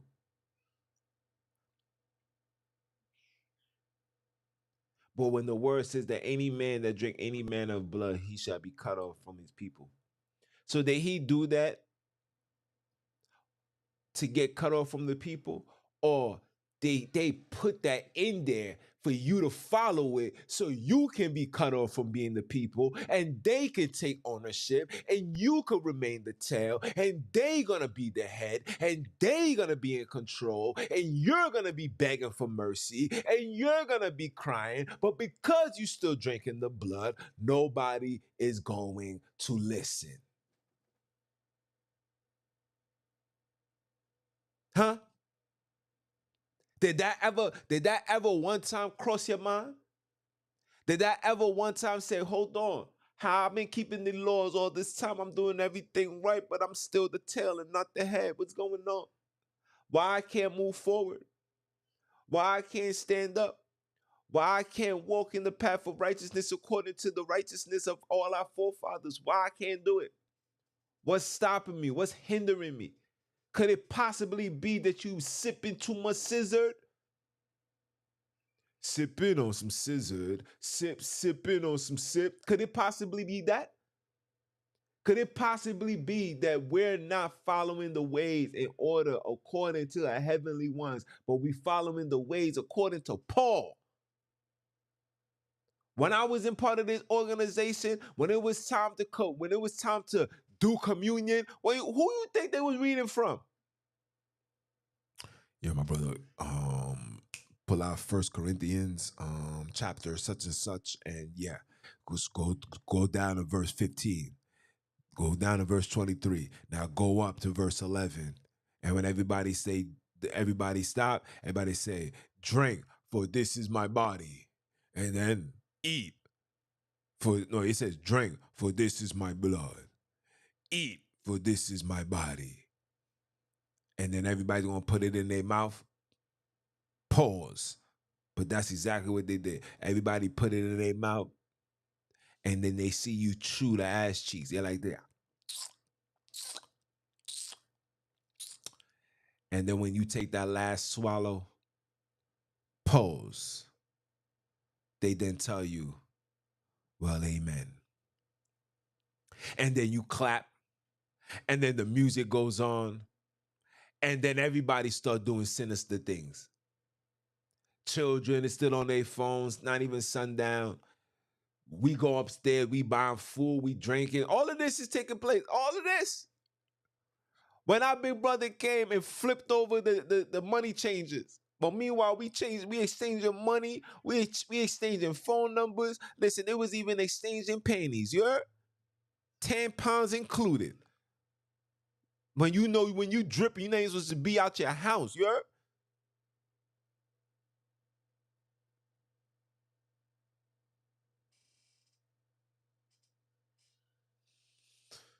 Ah, man.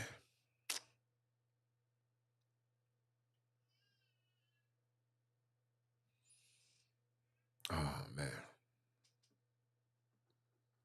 I mean,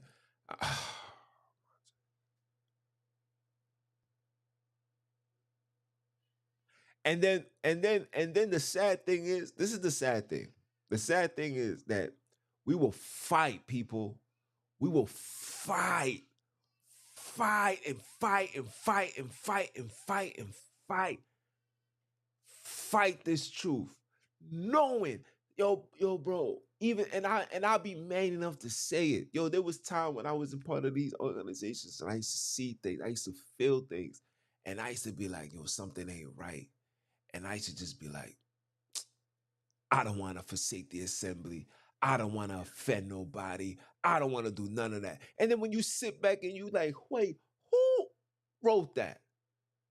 You'll find out that it was Paul. And like I said, I got the records on Paulie. Paulie Mananaji. Oh yeah, we about to knock him out. Don't worry. Don't worry about it, Paulie. Ask yourself this question. Go on Google right now. Type in the church's name after Paul. Let's type it. I promise you're going to get more churches named after Paul than you do Peter. And wasn't Peter given the keys to the church?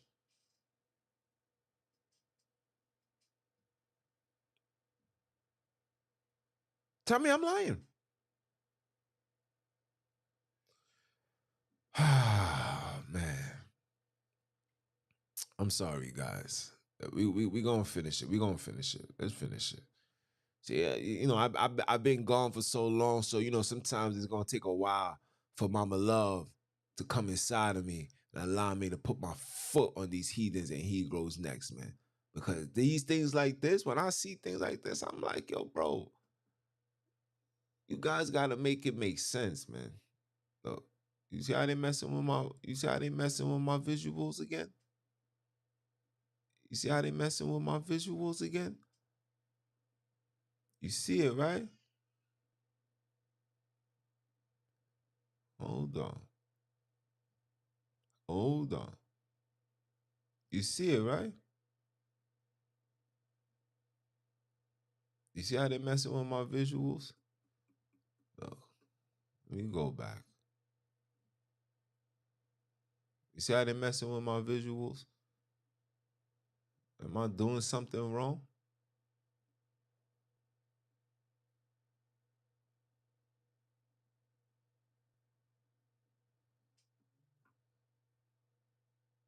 You see how they messing with my visuals? Look, they froze me, guys. Let me see if I can pull back up again. They froze me, guys. Yep. Oh no, we back. All right. Let's finish this. Come on. Come on. These are all the countries that got their hands and in the Holy Land. But if the Middle East was the place filled with milk and honey, why nobody got their hands in there? Why nobody got their hands in there? Huh? Why is every country donating millions to billions of dollars annually and every month to this place called Israel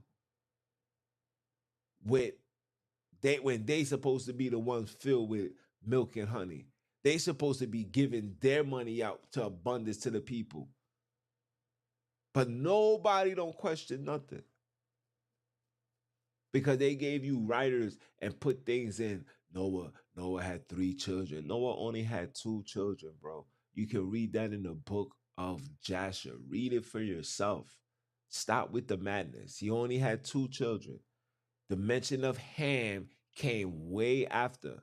Last but not least, how did anybody that had a curse on the face of this earth was a curse given by Sunini Nanini? How all of a sudden did Noah have the power to place a curse on somebody? And who's gonna place a curse on a child because he's seen him naked? A father would have just spanked him. Yo, you see me naked, son? Unless he seen him naked and was aroused. What? I don't know. But nobody gonna put a curse on their child because they seen their father naked. I think you put a curse on a child, your child try to put his hands on you.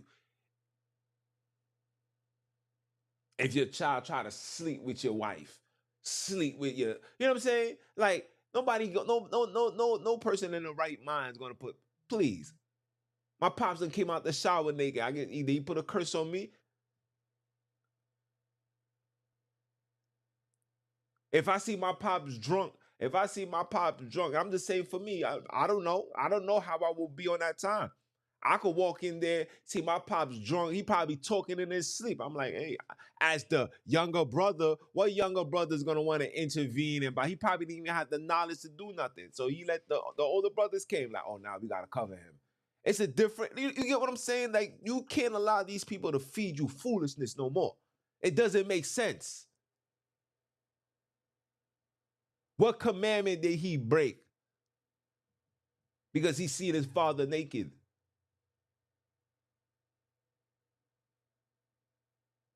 What command did he break? He walked in the room, his pops is drunk, butt naked. He seen him naked, he just turned around, walk. He turned around and walked right out. Said, oh no, not gonna do that. I'm out of here. And because of that, he got a curse put upon him.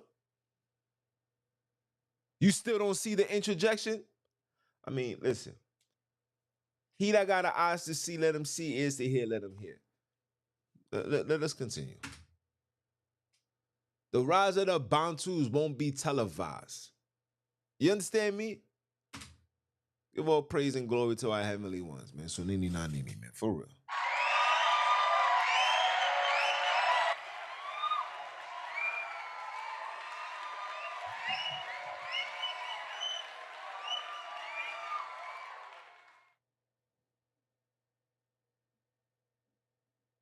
Yeah.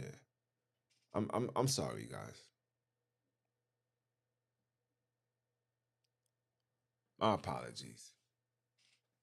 It's like it's like sometimes, but like when I do these things, and I really like be in my mode, and I'm sitting here and I'm giving you this word, and then I find myself having to repeat like foolishness like that, and brothers and sisters be really running with it and don't check themselves and say to themselves like, wait, hold on, I'm made in his likeness and his image, right?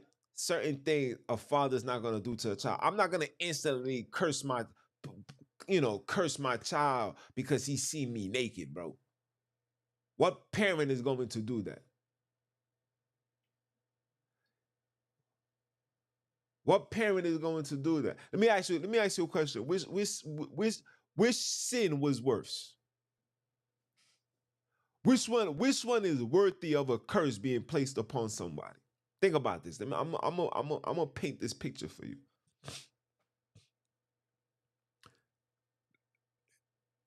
Noah finding out that his son seen him naked, or Akob finding out, or finding out that his brother was sold unto the Egyptians. Which one is worthy of a curse? But yet, not a single curse was happening to them.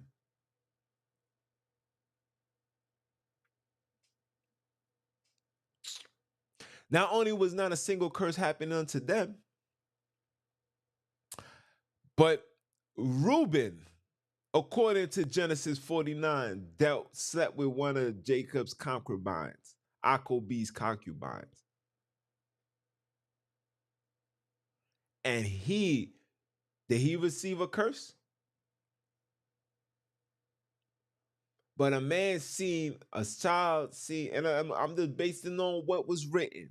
We all know Noah didn't have 3 children, but I'm just going based on what is written. You are going to tell me that a child, because he was the youngest, seen his father butt naked because the father was drunk. You know how many times? You know how many people? You know how many? You know how many times? You know how many times somebody was drunk and then they just strung out, knocked out, and you as a sober individual was like, yo, look, he's asleep. I don't even want to bother him. I'm just gonna go about my business, and yeah, right? Who knows? Who knows if Ham wasn't the one to say, yo, dad is naked in the room, man. And the brother said, what? You ain't cover him? Yo, let's go. Nobody knows. But the fact that he was denied, or put a curse was put upon him, knowing that the only people that put curses on anybody comes from Sunini Nanini. He's the one that gives the curses to the people. No bare mortal has the power, even if you Melchizedek don't have the power to give curses to nobody unless he gives it. But you guys don't listen because you guys go inside of these institutions with the theologian mindset, with a philosophy of men, with a doctrine of Lucifer, and you guys run around thinking that you're bringing forth truth. And then take the same lie to go outside to condemn brothers and sisters because brothers and sisters refuse to listen to the foolishness that you be saying. That's why everybody is so adamant and like, yo, debate me. I'll crush everything. I'll crush everything. because because brothers and sisters have not yet broken to the lies. They're gonna bring up things that's common sense, and then you're gonna look stupid. It was like, damn, I mean, he is right, but you're gonna be like, but. Once you start saying excuse me, once you start saying but, your argument and what you bringing forth is not valid no more. It's a stain. People may not listen because you're not standing 10 toes down. And it's because you can't stand 10 toes down because you still keeping the eyes and the ways of Europeans, and the word was never given unto Europeans.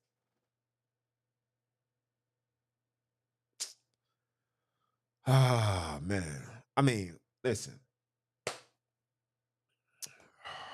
I know I said I was gonna give you this. Let me pull this up. Hold on. Let me pull this up because I saved it. Let me make sure I get the right thing for you guys because this joint crazy.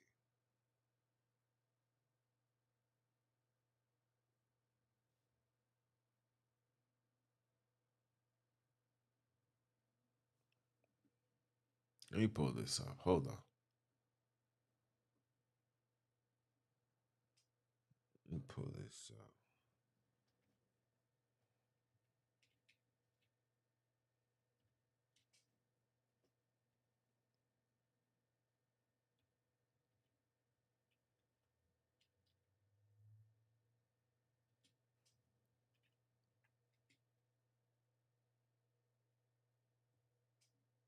Right here. Let me pull this up.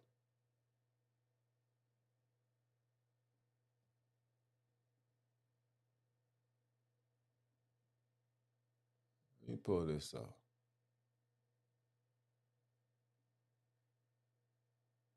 Let me pull this up. Hold on.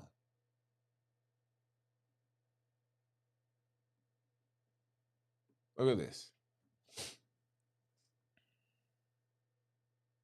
What does this say? What does this say? BC, right? BC, right? Between the first century and the fourth century AD, several, you see the key word? Expeditions and explorations to Lake Chad and Western Africa were conducted by a group of military and commercial units of Romans who moved across the Sahara and entered the interior of Africa and its coast. However, there was a huge Roman and Greek presence in modern day entry in Ethiopia. Like I said, I gotta do my homework on these Ethiopians, man. I think the Ethiopians are the seed of Esau. I think so.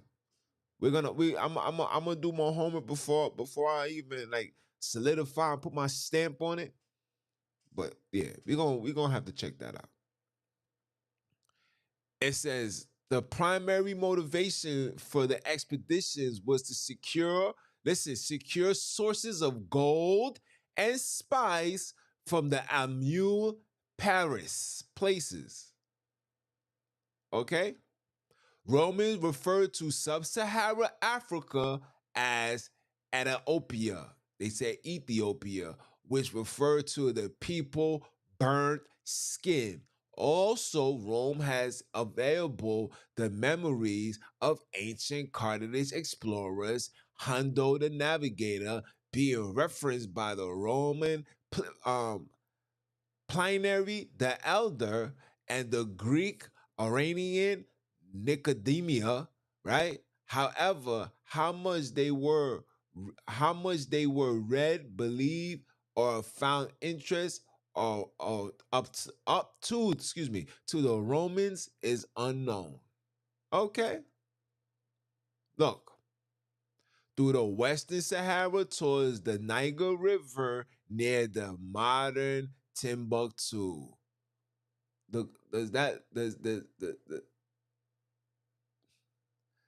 look at the city of Mali. Look how their table look. You don't think the Holy Land was 10 times bigger than that? Come on. Through the Tiberias Mountains, north of Chad, towards Lake Chad and modern day Nigeria. Up the Nile Valley. So we already know the Nile Valley is in Africa. Through Egypt towards the Great Rift Valley. Let's see where this Great Rift Valley is. Southeast Africa. Mozambique. Mozambique. Huh? Huh? All of this is here for you.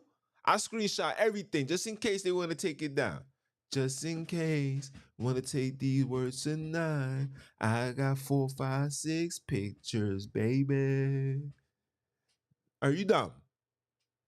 Huh? Along the western coast of Africa towards the Senegal River. Okay? Along the coast of the Red Sea. We know those is no Red Sea. It's the Reed Sea. Okay? Towards the Horn of Africa and perhaps modern day Zenabera. Okay? All these expeditions were supported by legendaries and had mainly a commercial purpose. Only the one conducted by Emperor Nero seemed to be a preparation for the conquest of Ethiopia or Nubia. Okay? In 62 AD, the two legendary explorers, let me make sure I'm saying it right. Hold on. It sound like it says legendaries. Oh, legionary. Oh, legion. Oh, the legion. The man them came with religion. Okay. Explore the sources of the Nile. Okay. You guys can read this for yourself. You guys can read all this for yourself. But I want you guys to pay attention to this right here. They will never tell you the truth, because if they was to tell you that they was in Africa, then you're gonna look at the story of of the Middle East a little different. You're gonna say, wait, what? That don't make sense. Such and such, such and such, such and such.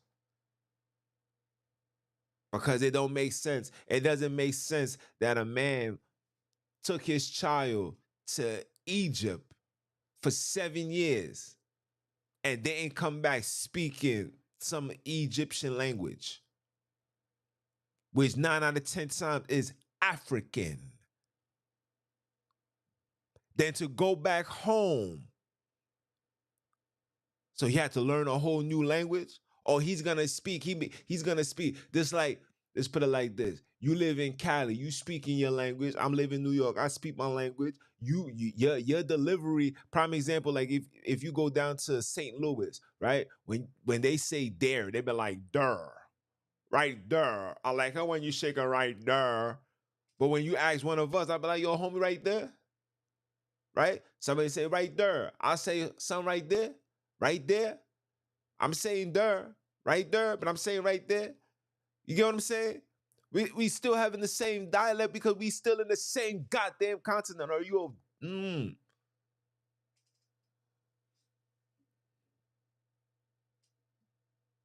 This is what I do on my spare time, guys. Cause I'm trying to uncover. Like I tell you guys all the time, the rise of the Bantus won't be televised. So I'll be on the works, man. That's how I was able to break down the whole ham. Like, yo, they really did change it. You find the region of ham, they changed ham and it's really sham. Or should I say a scam? Because are you dumb? Are you dumb? This is what they do. They do foolishness like this. We don't question it. We just eat it up, forgetting that these people are the enemy and these people will never give you stuff to set you free. Because our big brother said, what? You shall know the truth, and the truth shall set you free. But I digress. Any other questions? Let me see if there's any questions.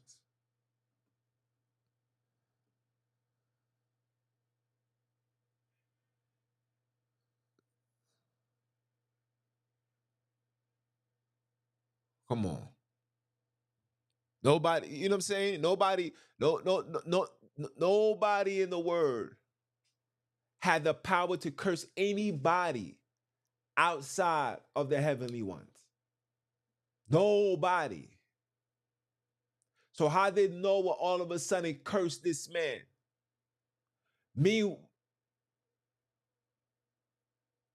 Meanwhile, yo, because yo, son, this is crazy, son. Yo, that yo, when you guys get to that level of true understanding, I promise you. You see, when you're gonna start talking, and then you gotta give this to people to understand, and the fact that you're doing this, and you're gonna be like, yo, I'm really having to explain something that even somebody that ain't never had a goddamn GED can pass. Somebody that never seen before can see. Somebody that ain't never heard nothing righteous in their life could hear that and say that makes complete sense. But you got brothers that's in the book every day. Pull out the book, read, and then don't know absolutely nothing. Like Whitney Houston said, nothing, nothing, and anymore. Like dudes don't know nothing, nothing. And this is a FYI for everybody. I do not debate blood drinkers. I don't communicate. I don't have to prove nothing to anybody. You take blood, you are a dove. And that's ordained and word came straight from above. You are a dove. I don't have to argue. I don't have to prove nothing. I don't have to do none of that because you have been cut off from amongst the people. You have been cut off from amongst the Bantus. I can't deal with you. You are a parasite to my kingdom. You think I'm gonna argue with you and then me and you, what you gonna feed me something that's gonna make me question what our heavenly ones already ordained? He said, you drink blood, you are a dove. So if he says you a dove, then guess what? His child, who's made in his likeness and his image, is gonna do? Tell you a dove.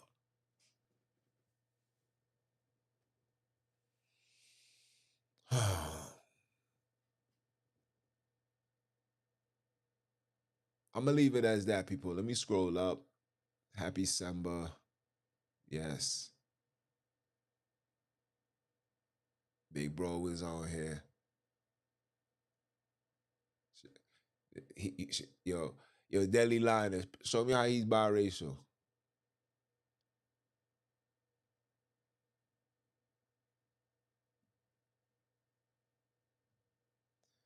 Nah, is that don't look? Is that not by that face?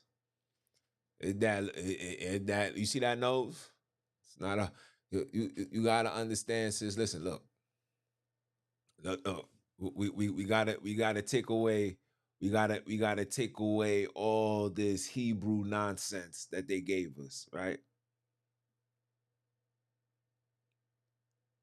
If you have a child, okay, your child must come out black. That's if you had a child with a black man. If you have a child, your child must come out black. Your child would then have black features. That man does not have a single black feature on his body.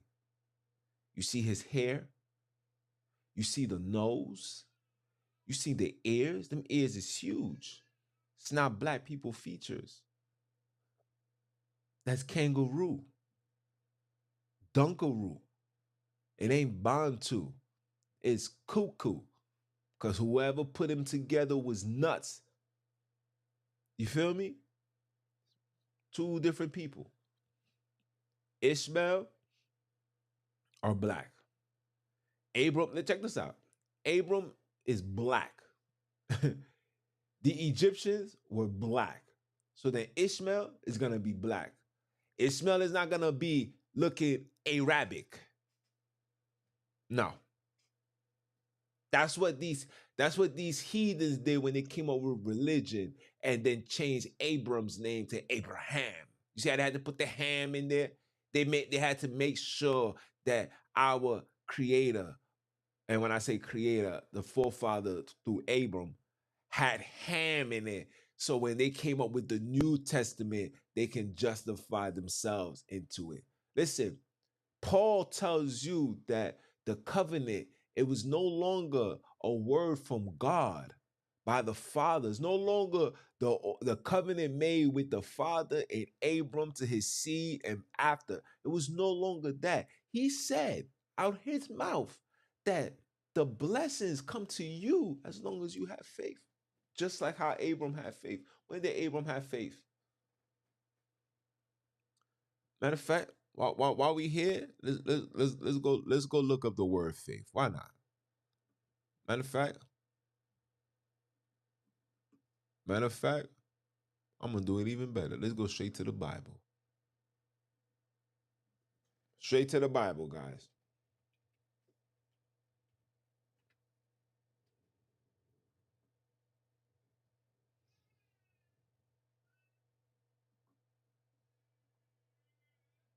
So the word faith was only mentioned 2 times in the Old Testament. Matter of fact, let me show you my screen. I don't want nobody. I don't like people saying I be making things up, and I'm just mad. People like to say, people like to talk behind my back and say things that I just be making things up. So let me share my screen. Why not? So I typed in faith. Look how many times faith is mentioned in the New Testament. Look, 229 times is mentioned in the New Testament. Okay? Look how many times it's mentioned in the Old. So that means the individuals that receive the promise. Abram never had faith. Isaac never had faith. No, let's go back. No. Let's make it more common sense. So Adam didn't have faith because it's not written of. Enoch didn't have faith because it's not written of. Hold on. Who else? Enoch. Noah didn't have no faith. Shem didn't have no faith. Japheth didn't have no faith. Who else? Abram didn't have no faith. Isaac didn't have no faith. Jacob didn't have no faith. Hold on. Sarah didn't have no faith. Hold on. She was bad. She was hoping to get pregnant. Sarah didn't have no faith. Hold on. Wait. Rachel didn't have no faith. Hold on. Hold on. Who else? Oh, Levi, a priest, didn't have no faith. Yeah. Who else? Judah didn't have no faith. Who else? Let's. Shall we go on? Should I continue? No. See, when you see these things here, this is when you question these things. Huh? And he said, I will hide my face from them. I will see what their end shall be, for they are very forward generation, children in whom is no faith. That's us. You know why we don't have no faith? Because our fathers never told us to be in faith because we never needed it. The word faith was coming into our lives because they knew that they were going to take us away. They was going to take us away. So let's throw faith. What's the definition of faith? Define faith. Right? Phidias. Fido, to trust, to pursue, to draw towards anything, to consolidate, to believe, to obey. In the Greek lexicon of hederic, it said the primitive signification of the verb is to bind and to draw or lead, as significance a rope or a cable, right? But this remark is a little incorrect. The sense of the verb from which that of a rope and binding is derived is to strain, to draw, and thus to bind or make fast. A rope or cable, that is what makes fast. Okay, a belief. Okay, so this word faith is to bind you into the ways of Lucifer. I'm not reading it. This is right here for you, right here. Remember, he said he's gonna exalt himself like the Most High. He's gonna weaken the nations and give it to the Gentiles. Come on, people. Huh? New Testament. 229 times. That means 229 times. That means altogether it's only 231 times. Look, 231 times was the word faith ever mentioned. How you go from Deuteronomy, no Genesis, where they told you where faith came from. Paul told you that Abram had faith, guys. Oh, do I have to do a lesson? Do I have to do a lesson about the faith? Yo, son. I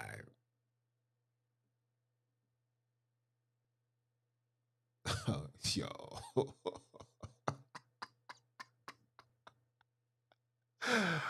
Yes, he's Cade, sis. The man is Cade.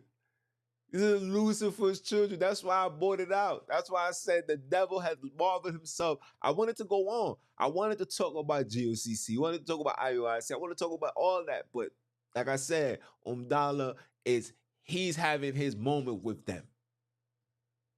I don't want to be the one to make somebody not want to, because I'm going to expose all of it. You understand? But you know what I'm saying? Come on. 2 times?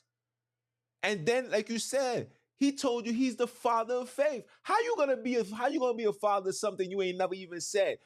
You probably never even heard that word before. If I came to Abram, say, yo, Abram, you got faith in God, you gonna be like, what the heck is faith? Guess who had faith? Guess who had faith in front of Abram? His father Terah. Because he had faith in these statues. Even Abram went inside, he's like, yo, Pops, why are you following this? And then listen, the father was so heartbroken. The father did an act of Judas. The father ran and told Nimrod. Come on, man. Are we reading 2 different books?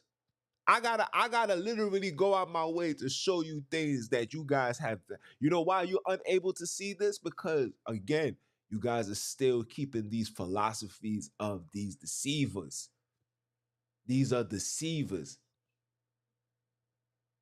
These teachings are teachings from theologian, all of it. William S. Crowdy was a 33-degree Mason, and he was learning from the Talmud. How did you get access to the Talmud in the 1800s unless you was taught by a rabbi? You don't get access to that book like that, people.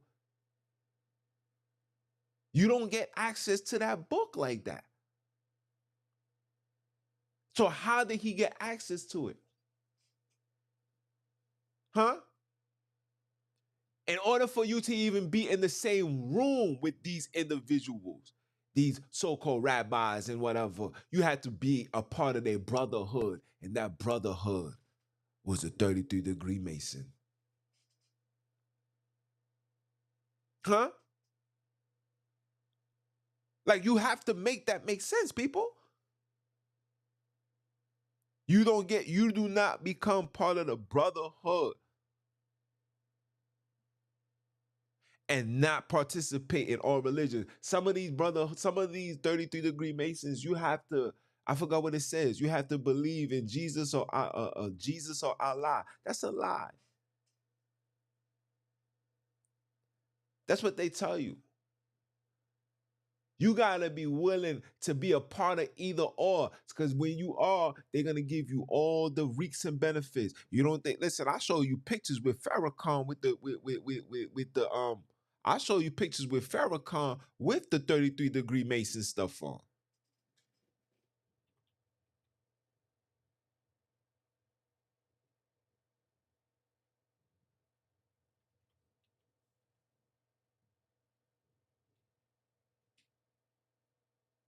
Hold on.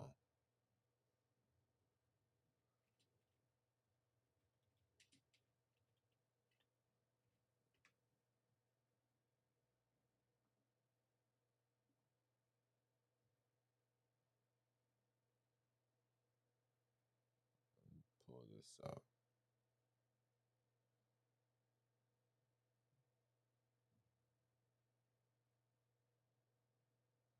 Did I spell his name wrong?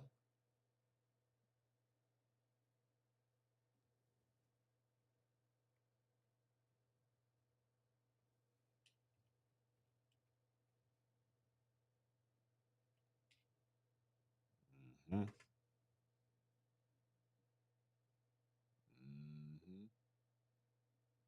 Mm-hmm. Mm-hmm. Okay. Hold on. Y'all be thinking I be talking. You gotta be thinking I be talking just to talk. Huh? Huh? Stop. Stop. Prize and all. Stop. You guys don't know what's going on, man. Right there in front of you.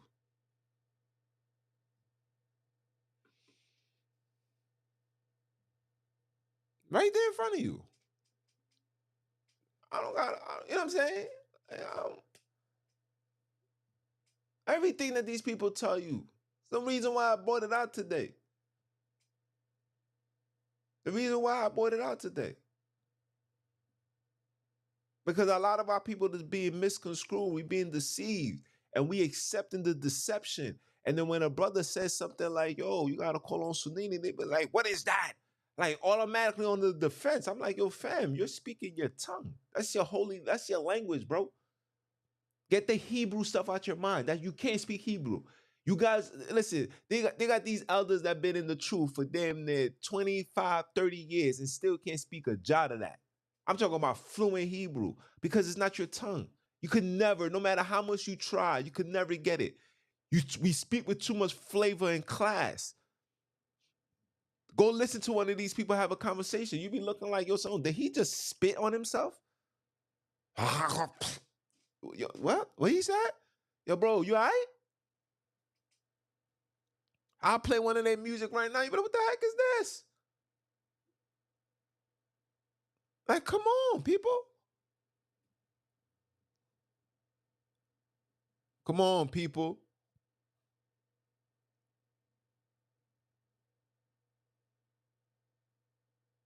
Of course.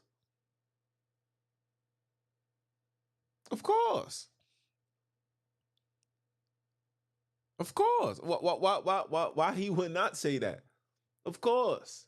When you shaking hands with the handler, you don't want to mess up with your money. And of course, he's gonna say Esau the black man because he's gonna say Esau is the black man. I mean, Esau is the black man, but in his mind, he's saying that in a way to hide who he is. The seed of Cain. The seed of Cain. I'm going based on genealogy, bro. I don't care what they telling me. They said not to focus on genealogy. Who told you that? Paul? Paul told you that? Because I'm focusing on that. You know why? Because this whole world is put together based on genealogy. You guys are living in your community right now because of genealogy. Go try to live in Beverly Hills. They're gonna be like, what's your middle number of your social? If it's even, you ain't going over there.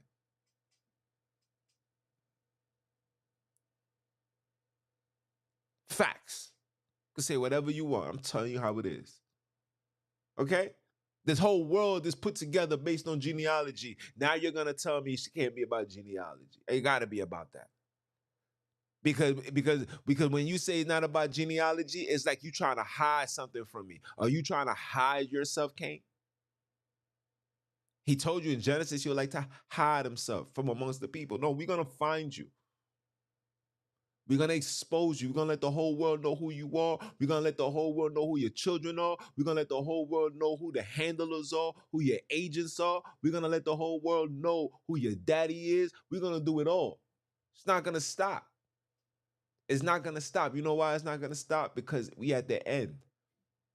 An ethic, spiritual, physical, mental cleansing is taking place right on this earth. And you think that I'm just gonna sit back and just allow all this wickedness that you're doing? These niggas is attacking children now. Children now, guys. You gotta be cautious if you wanna allow your child to go to school now. Because we got the foolish, dumbass parents that thought it was okay to put a foo-foo inside their child. And I guarantee you the majority of the ones that did the foo-foo was the ones that was adopting these children. Because I'm trying to figure out well, then I can't say that because I know biological parents that did the foolishness, that allowed it. I would never, my goddamn mind. Now these individuals, like I said, it's all just a ticking time bomb. It's just a disaster waiting to happen. And the only reason, listen, I'm telling you this right now. The only reason why nothing is being lift off yet because they gotta wait for the holiday season. This is when America makes the most money. The quarters wasn't looking good with all this inflation and all of this. So now they like, yo, look, let's see what happens. And I guarantee you, you heathens, he-girls, and heathenites, you're gonna take the time out to go buy stuff, to purchase stuff, put it all in your house, spend all your hard-earned money when you're supposed to be saving that up for a rainy day. The only thing I've been spending money on is putting this podcast stuff together so you guys can see me looking clear as day. But you see the lag taking place. It's because of these heathens.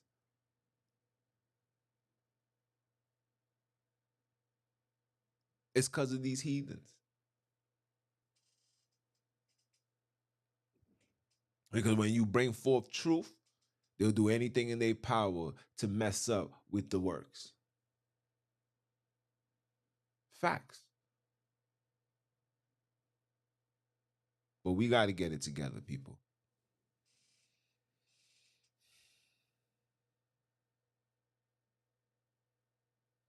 That's the only reason why they're holding back. Guarantee you, watch after it's done. Watch after the Christmas is done. Watch after everybody sings Happy New Year. Watch the chaos happen. Remember, remember, remember. Listen to what I'm saying to you. Remember when the first situation happened? It happened on March 20th. It happened in March 20th. You know how I know? Because my birthday, I was able to go outside and have a great old time. Yeah. And then my right hand man's birthday was coming up. And I was like, damn, bro. And I'm on them done locked down everything, so you can't even go out and have a good time. He like, yo, man, don't even worry about it, man. Gonna pull up, you know what I'm saying? Gonna sip something and he gonna dig something. And that's all he did. So I still remember it like it was yesterday. And like the word said, there's nothing new under the sun. Just be prepared. Be prepared. Not only be prepared for the lock, but be prepared for the family members that's gonna drop. Let's be prepared. Because they're gonna turn it up. They're gonna turn it up. And a lot of places, especially here in New York, they're putting up these big towers and it's hidden. It look like regular towers. I had to ask somebody. I was like, yo, Brody, what's that y'all putting up there? He was like, oh yeah, we putting up the 5Gs. forever. I said, yo, man, they trying to kill us. He looked at me. He said, yep, straight like that.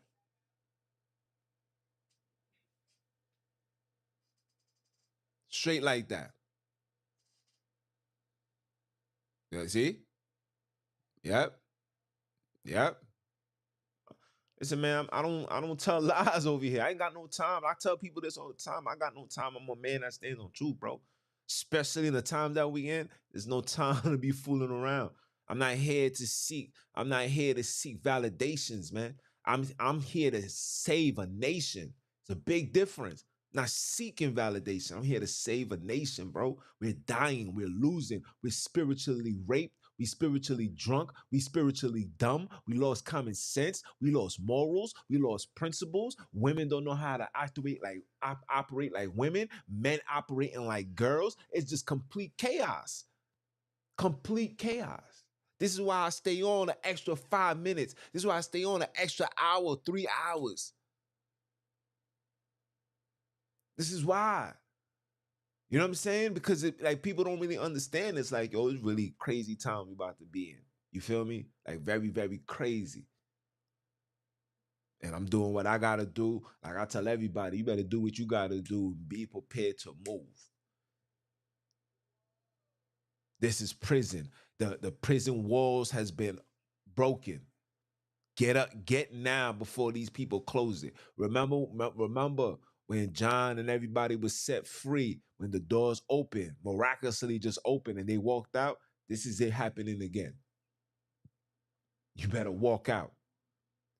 Get to where you need to get to, be where you need to be, get out of this place called NYC, America. It's over.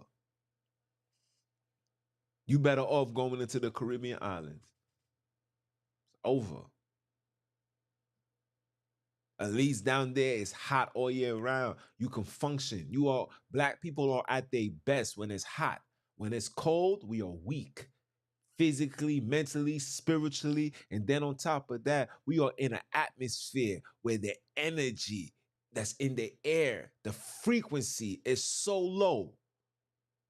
It's so low that if you pass gas wrong, you might catch HIV. Facts.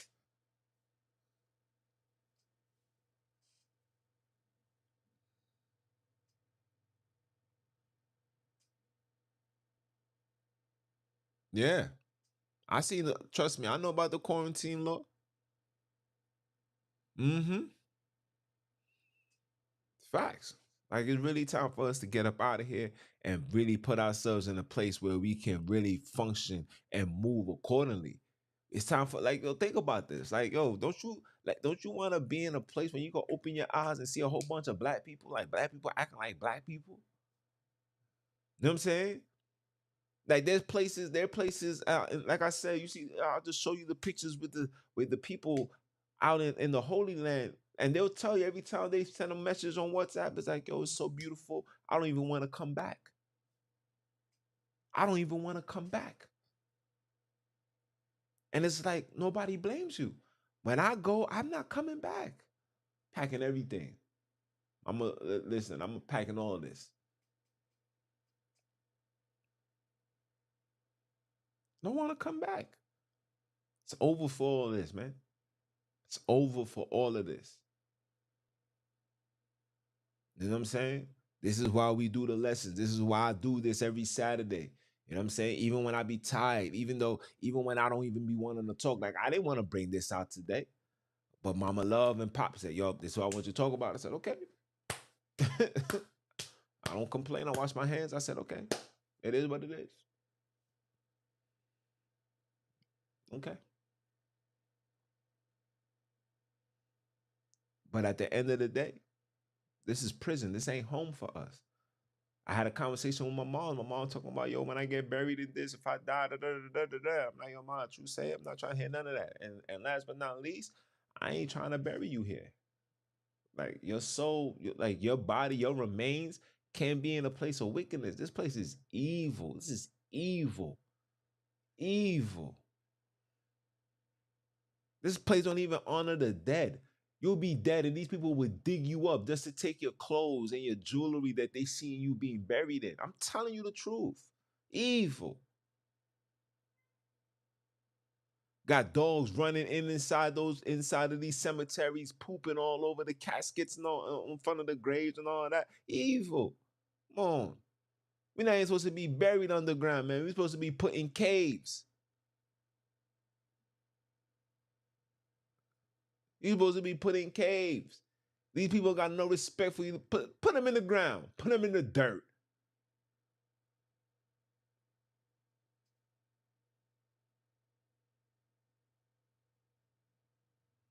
Yeah, listen. Whenever you ready, give me a call, and we gonna set it up right. Gonna set it up right because like I said, when it hits the fan, time to get up off this. Hey, listen, we ain't got no time. None of that. None of that. I be trying to process it in my head, like, damn, it really happened. I just hope and I pray that the spirit of Lot's wife don't get attached to me. That it don't get attached to my loved ones. Don't get attached to my children. Don't get attached to my moms. Don't get attached to you guys. That's what you guys should really, really be focusing on. That when it's time to leave, that spirit is not on you. Where you gonna be like, damn, man, I'm gonna leave. Shot dead. That's the biggest concern, people. Everything else, it is what it is. But that right there is the biggest concern, is making sure that you don't have that spirit when it's time to depart. Because you know that you even having the privilege to have the opportunity to leave is out of his mercy, out of their mercy for you. And you dare disrespect them by talking about you want to stay here. You want to stay here, nigga, go ahead and die here. He gonna say just like that. He said, this nigga, let this nigga die. Angels, clip him. Dirt nap.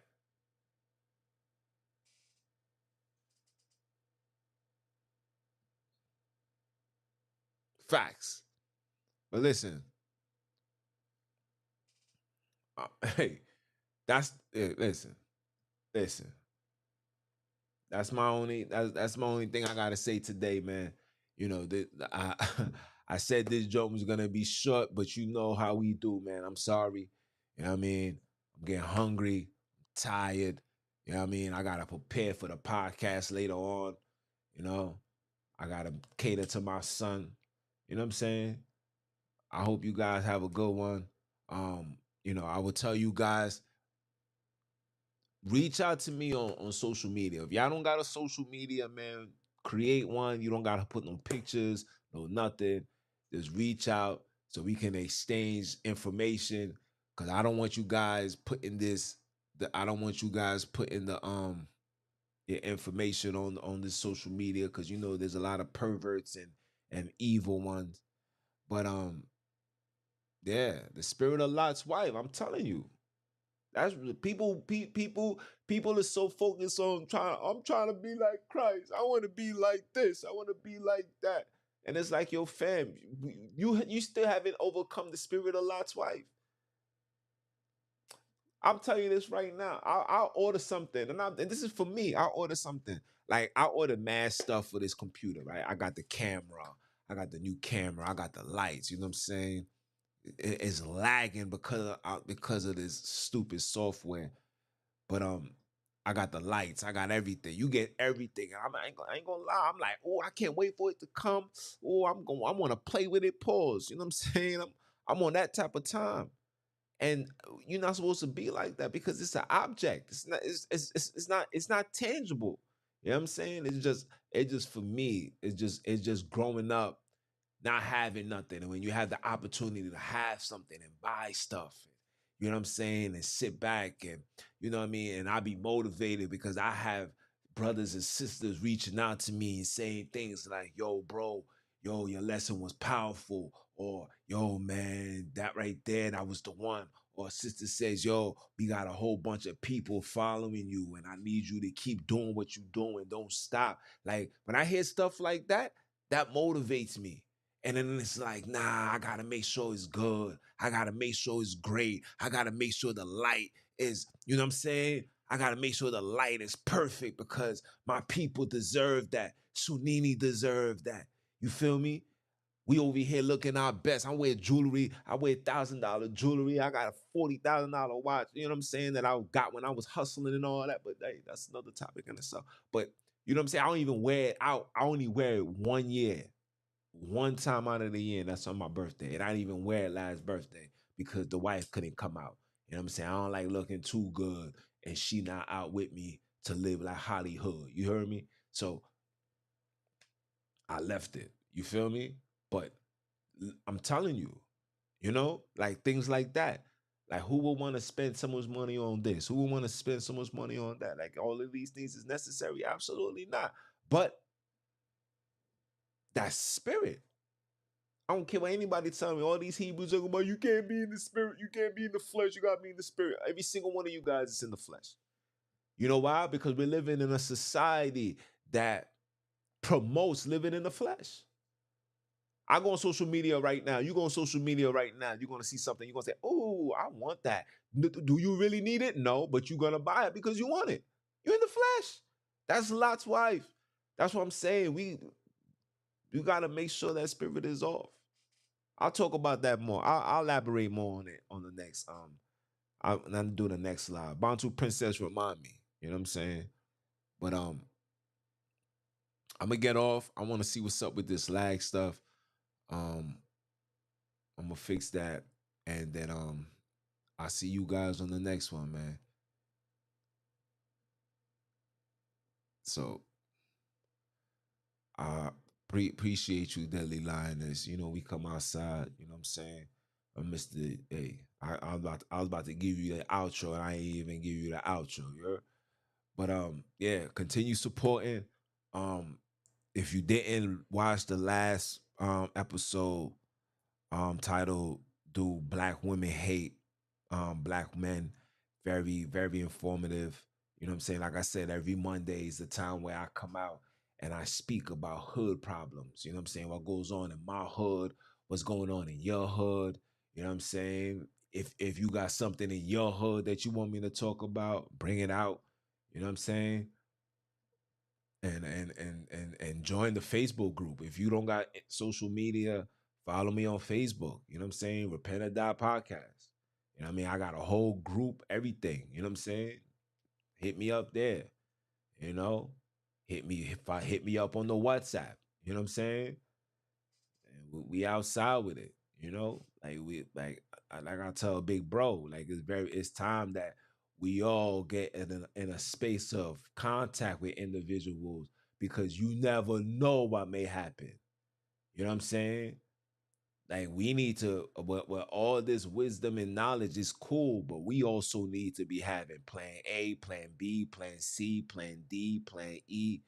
Oh, I meant to tell you, yo, Deli Lioness, man. You know, brother James, that used to be in class with us, man. He passed away yesterday. I meant to tell you that too.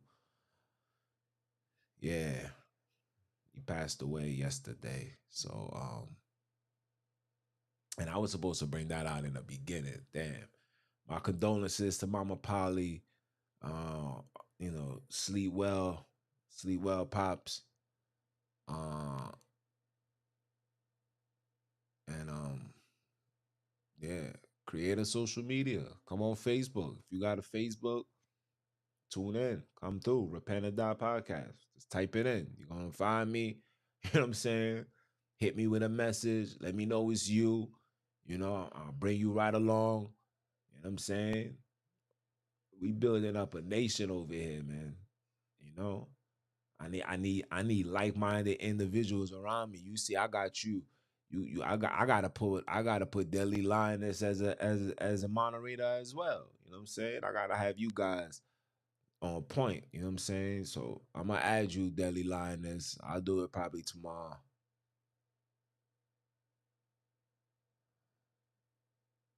Nah, your social media is not whack. You just that's just not where your mind is at. Your mind is on something else. Your mind is on, you know what I mean, doing what you gotta do to better you. You feel me? Yeah. Yeah, brother James passed away yesterday, man. Word. Big bro put it on the WhatsApp. I don't know. I don't know if you on the WhatsApp. I don't know what's going on, but he passed away, man. You know what I'm saying? That was a good guy, man. Well, I got a chance to be around him. You know what I'm saying? I've been around him for years because he used to be a part of the New York body.